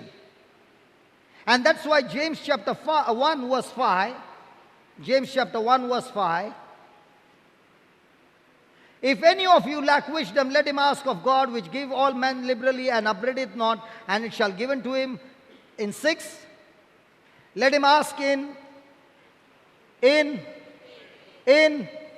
next time somebody says, I've got faith in God, the next question will be, what ticket are you holding? What promise of God are you holding on?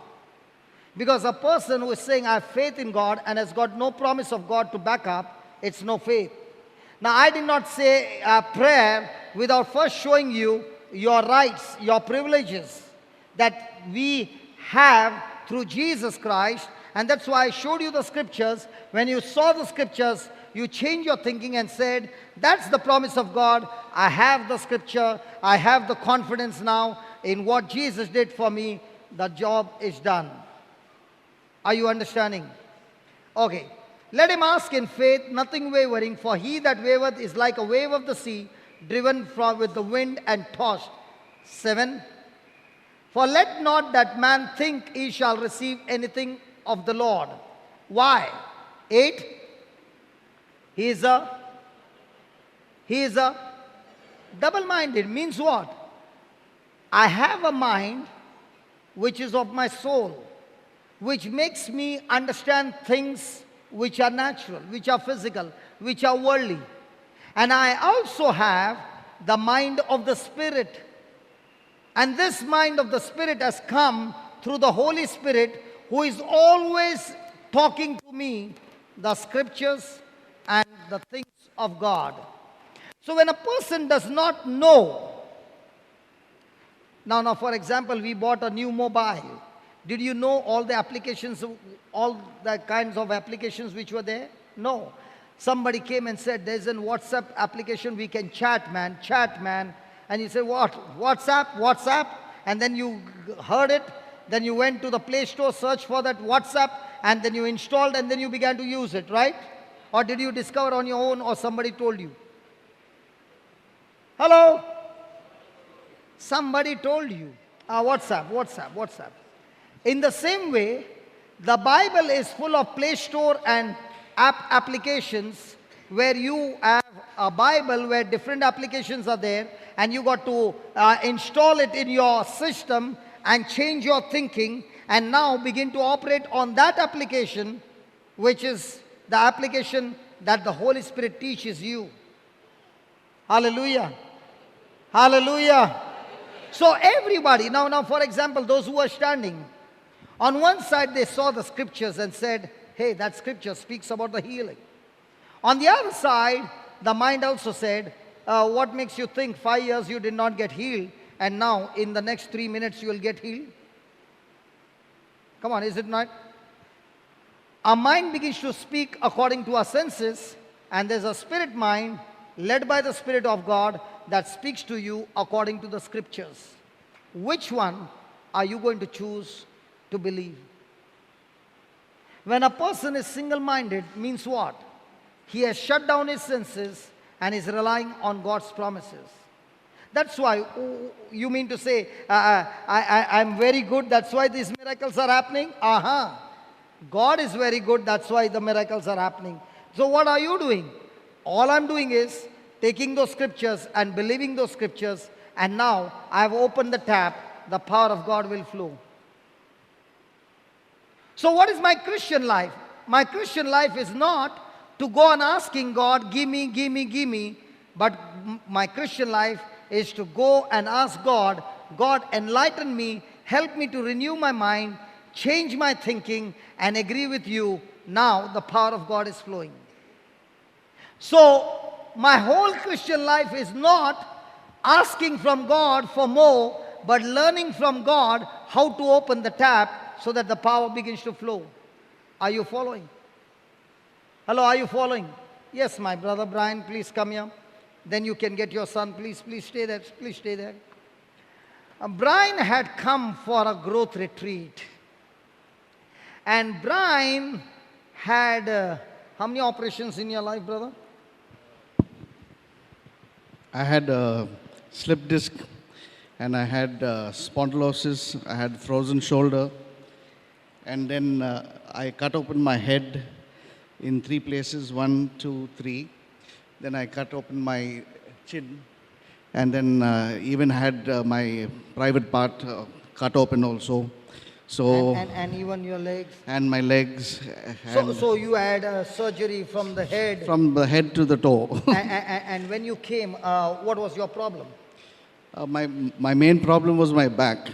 I couldn't stand for long. I couldn't sit for long. I had to lie down. I couldn't ride the bike. And my job is a sales job. So I need to ride the bike constantly. So that, to avoid that, I had to take a lot of medication. Painkillers. Yeah. And with the painkillers, I got there ulcers. Is all side effects. Yes. Yeah. On one side painkiller, on the other side all effects. All the effects. Yeah, then. So I came with a family pack of problems for the retreat. I actually came for my son, but then when I seen everyone getting healing so fast, so I said, why don't I also get? So you jumped into the line. So I said, I always believe, my mom always taught us, ask and you shall receive. So okay, go ahead. So I said, I don't feel ashamed of asking. I immediately came and I asked brother. I interrupted the same way like how I did just now. And I asked brother, he said, you sit, I'll call you back in 5 minutes. So after that, we got engrossed into this one. Again, I got up and I said, my turn. So finally, when brother did pray over, command this one sickness, he actually called, there was a priest who came as a patient, okay? And he could not walk. He could not walk. He could not talk. Taste. His body was bent. He was like this, and he could not taste food, and he was a patient himself. Now imagine Brother first, dealt with him and he was okay. And then he calls him and he says, Father, now you command the sickness to go. And he said the prayer. And the anointing came so powerfully that I forgot English. I started talking only in tongues. He was talking to me in English and I was replying in tongues. So it was a wonderful experience. And you can say that 20 years of burden which I used to carry was healed in just a matter of 10-15 minutes. Praise the Lord. Okay, now. He said, ask and you shall receive.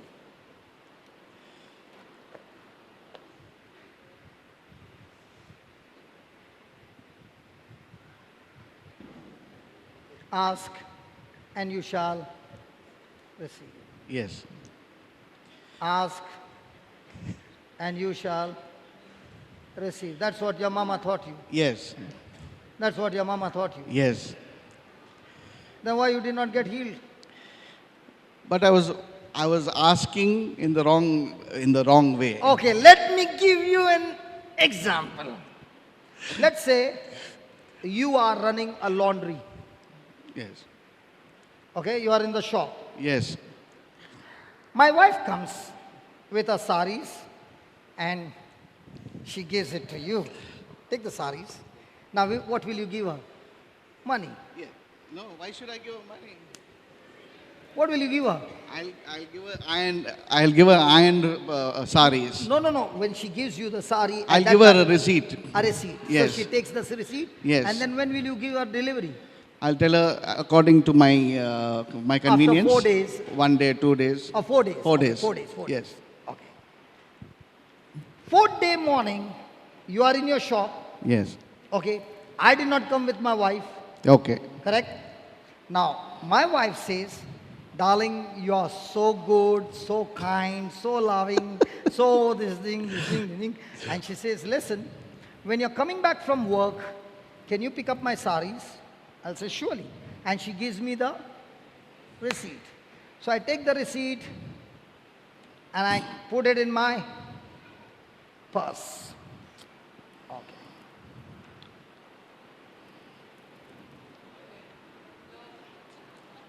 You lost it already. No, I don't have a piece of paper. Can I get a piece of paper, please? Okay, I got one. I got the receipt. Okay. Here I got the receipt. Okay. Now, safely I put it in the purse and I'm off to my work. Now, in the evening I'm driving and I remember what my wife said. So I park the car, I search for the shop, and there you are. Hello, good evening, sir. Good evening. I want my wife's saris. May I have the receipt, please? My wife said she has given you the saris. Four. I need the receipt. That my wife, no, short hair, fair, very beautiful. A lot of beautiful ladies come here, sir. Listen, brother, she's slim, a little short, this much. She gave you 4 saris, brother. Yes. Please. No, but I cannot. Please give I can't go home without the sari. Give now. Sorry, I cannot give it to you. Give me the sari. At least you should have brought a picture of the saris. Give me the sari. I can't go home. I'm sorry, but I cannot give it to you without a receipt. Huh? What? I cannot give it to you without a receipt. All I have to do is give you the receipt. Yes. That's all? That's it. You'll give me the sari? Yes. She gave me the receipt. Yes, with the payment. So I don't have to kneel down? No, you don't have to kneel down. Yeah, receipt. Oh, thank you so much. That's all? That's it. Really? Yes. Now. When I gave him the receipt, am I asking from him the sari that belongs to my wife? Yes. So am I asking him my goods or somebody else's goods? My family goods, right? Come on, is it right?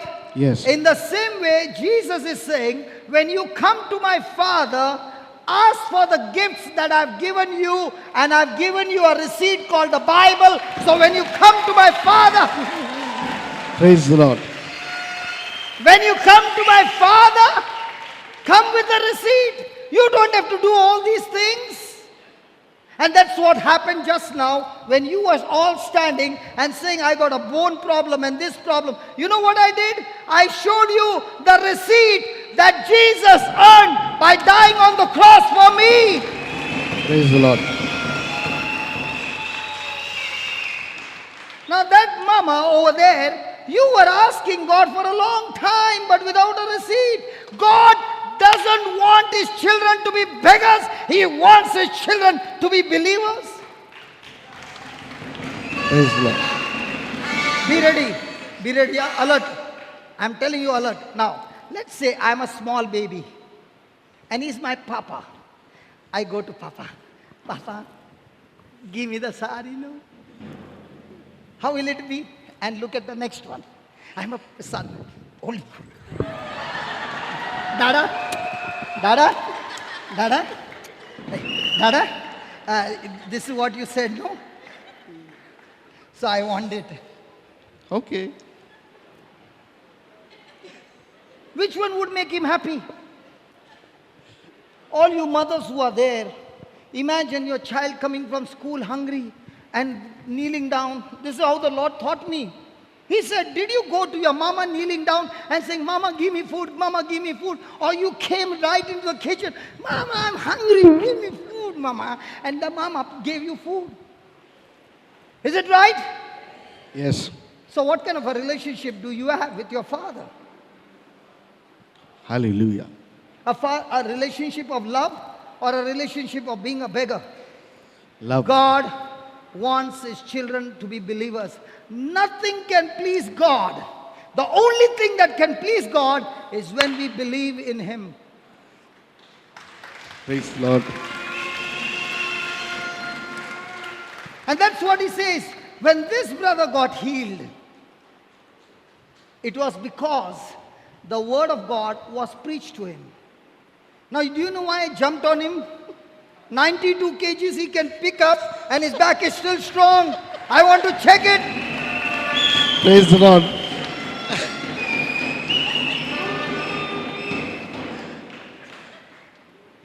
I just gave blood also. Huh? Praise God. Yeah, come. Now, do you want me to pray or you can fix the job? I will just show you the receipt. Okay? Okay. Put Mark 16.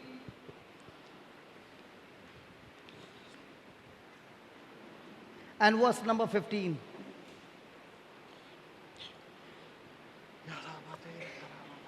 Jesus said to them, hey, come on now, do you need a receipt? Hey, hello, do you need a receipt? Come on. Imagine you going and knocking at the door for years and years and nothing's happening. Another person walks in with a receipt, puts it on the table, and the job is done. The Bible is like, I heard Frederick saying, a Bible is a bag full of seeds. If you want an apple fruit, you'll go and search for an apple seed. Did he say that? Come on, did he say that? Now, you don't open the bag full of seeds of heaven, but you are expecting a harvest from heaven. There's something wrong. How did it look when I was chasing his leg?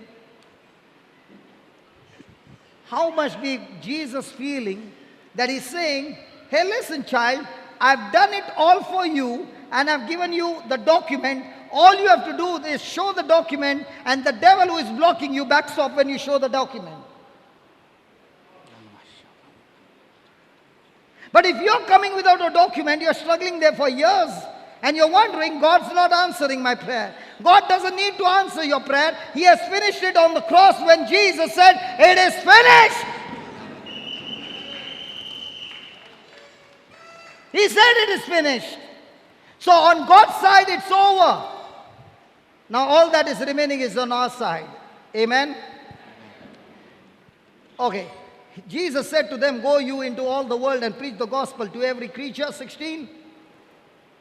He that believeth, he that prays, he that prays, he that goes to church every day, he that believeth and is baptized shall be saved. He that believeth not shall be damned. 17. And these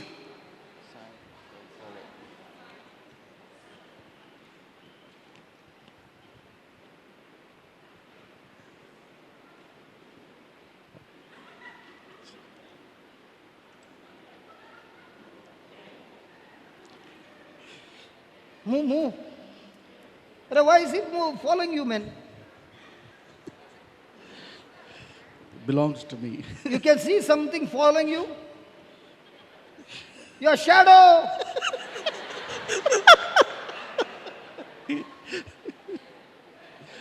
During the lunch break, I challenge everybody, walk in that sun.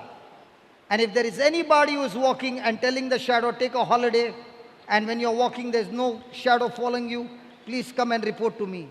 It can never happen that the shadow will not follow you when you are walking in the light. In the same way, when a person is believing, it is impossible for signs and wonders not to follow you. Amen. Hallelujah. Hallelujah. Sure. Hallelujah. Hallelujah. So what does he say? These signs shall follow them that pray for 2 hours. Amen. These signs shall follow them that go to church every day. These signs shall follow them that learn the Bible day and night. See, you can know the scriptures, but never use those scriptures. Never apply them. How do you know you believe? Your action follows the message. If your action does not follow your message, you have never believed. He never said, these signs shall follow only the priest. He never said this will only follow the nuns or the preachers. He said, these signs shall follow those who. Amen. Those who. You need guts to believe. And who gives you that guts? When you have the fellowship with the Holy Spirit. When you can step out in faith and say, come on, I want to show you what my God can do. And now what are you relying on? You are relying on that receipt that He has given you. That word will not fail you. Hallelujah. Hallelujah. Hallelujah. Hallelujah. Hallelujah. Hallelujah. Thank you, Jesus. Thank you, Jesus. So these signs shall follow them that. So if those signs are not following, where is the problem? The problem is you are believing your senses and not believing the word of God. You know, yesterday I was talking to some of the brothers. When those bones got chopped off, nobody clapped. You know why? Because everybody were wondering, how can it happen? We have seen hands grow by 2 inches in a matter of a few seconds. Yes. We have seen legs grow about 1 inch and 2 in a matter of seconds. Why? Because we choose to believe. That brother who has come from Ireland, Pat, he has seen with his eyes a woman who was all twisted up with bones, all with screws and nuts and bolts. And he had taken me to a church over there. And with all that. And for 36 years, she was locked up in those nuts and bolts. And she came and said, I got bolts all over. And that's why I got rods, I got bolts all over. I said, you can get rods and bolts all over, but the Holy Spirit can make the rod also flexible like a rubber band. You don't have to worry about it. Hallelujah. Hallelujah. Hallelujah. Hallelujah. That lady got completely healed. And she said, I cannot understand. I got a rod. Even if you got a rod, God turned it into a rubber band. That's my God. Touch your neighbor and tell your neighbor, have guts to believe. Have guts to believe. You have got guts to believe.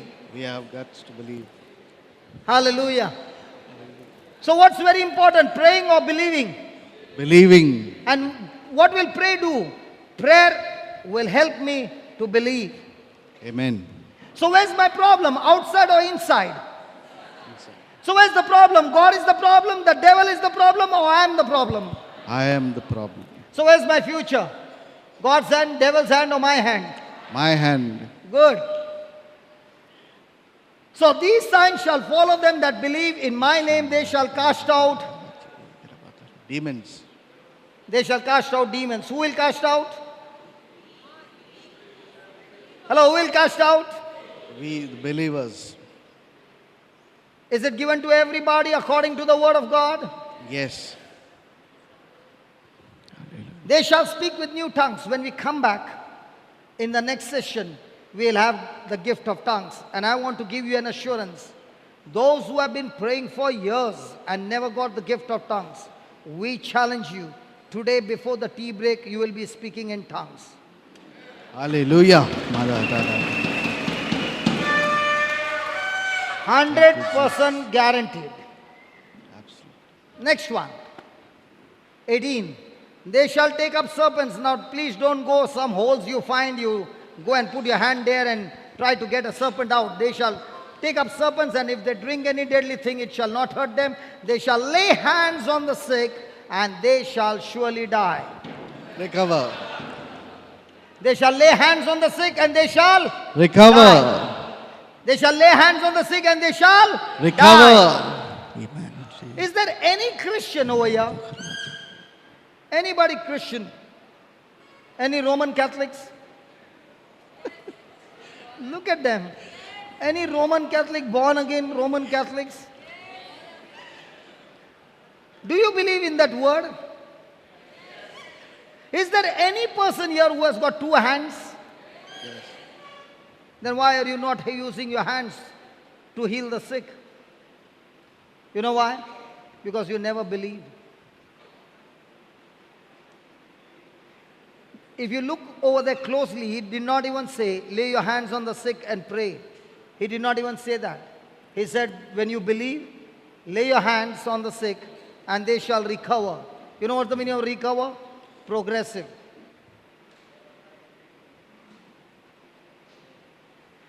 When Jesus said these words, 18, 19. So then after the Lord had spoken these words to them, he was received up into heaven and is seated at the right hand of God. What is Jesus doing seated at the right hand of God? Huh? What is Jesus doing there? You know what he's doing? He's talking to the Father and saying, they are speaking about what I spoke. So Father God is talking to his Father and saying, please confirm the word that he's speaking. And that's what the next line says. Listen to this. And they went forth and preached in the church. Everywhere. Hey, they preached in the church. Everywhere. Thank God the gospel need not be preached in the church. In the church, the power is the same. On the street, the power is the same. In the toilet, the power is the same. Everywhere, underwater, in the water, in the sky, everywhere, the power is the same. Hallelujah.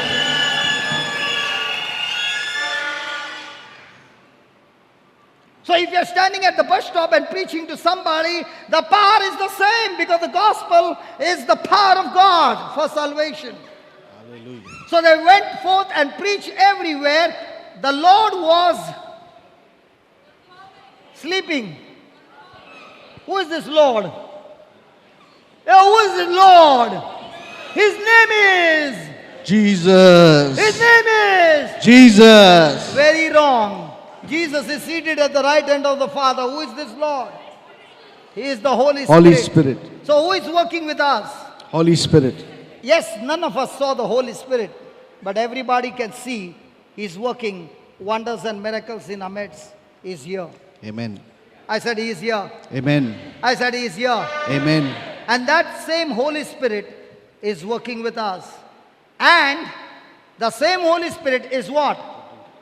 Confirming the word with So who is supposed to confirm the word, me or the Holy Spirit?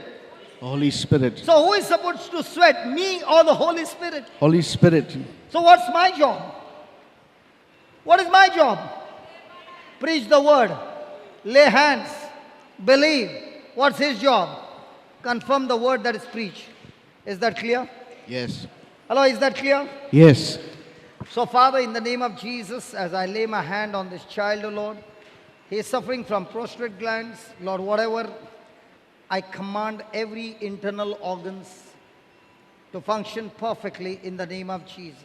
Amen. I rebuke every malfunction in his body, and I command all the internal organs to be recreated, reconstructed, restored, aligned in the name of Jesus, and be completely healed. Father, thank you and praise you for performing this quick miracle in Jesus' name. Amen. Amen. Thank Okay. you, Jesus. Hallelujah. Hallelujah. It's done. Give Papa this. Give one Papa this. God bless you. Thank you so much. God bless you. I want to just wonder, the father wants his son to be healed. Can you see that?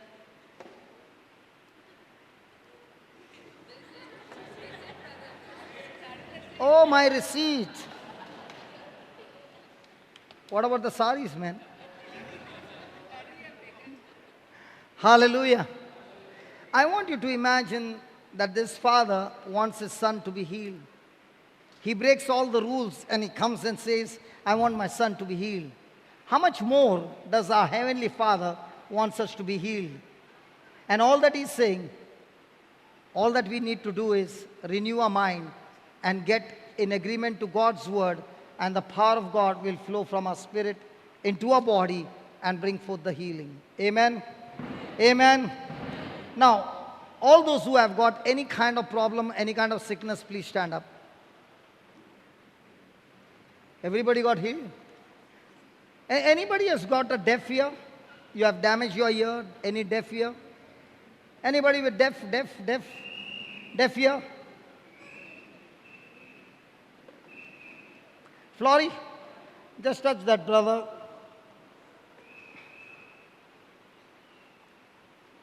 Yeah, just pray with him.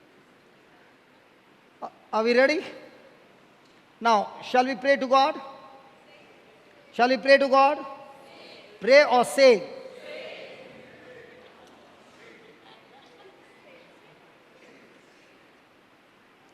Loving Father, anybody suffering from fear? Can you please stand up, all those suffering from fear? From fear?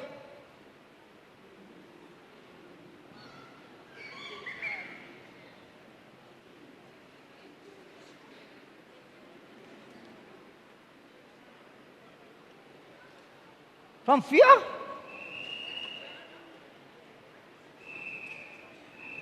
I think I should take a session on fear now when I come back. Oh, Father God, we thank you, we praise you in the name of Jesus. All these people who are standing, oh Lord, your word in 2 Timothy 1:7 says, you have not given us the spirit of fear, but you have given us power, love, and sound mind. Lord, by the power and authority that you have given me, I lay my hands on all these brothers and sisters who are standing here right now and all those who are watching right now. By faith, as I lay my hand, O Lord, I speak to every infirmity, every spirit operating in their life. I rebuke you. I break the stronghold in their mind in the name of Jesus. And I build up a new stronghold on the word of God. Father, I thank you that your anointing that removes the burden and destroys the yoke of the devil is flowing into them, destroying every yoke of the devil and removing every burden from their life. Father, I thank you in the name of Jesus that their lives are restored, their minds are restored, and anything that is blocking them from receiving your word, those blocks are completely uprooted. And Lord, it's a highway that your anointing is drawing them closer and closer to you, and you are giving them an extreme high thirst and hunger for your word. I thank you and I praise you, Lord, for setting them all free, healing them from all curable and incurable diseases by the power of your word, by the power of your spirit. I thank you and I praise you for this healings and these miracles in the name of Jesus. Amen and amen and amen. Can we give the Lord a big hand of praise?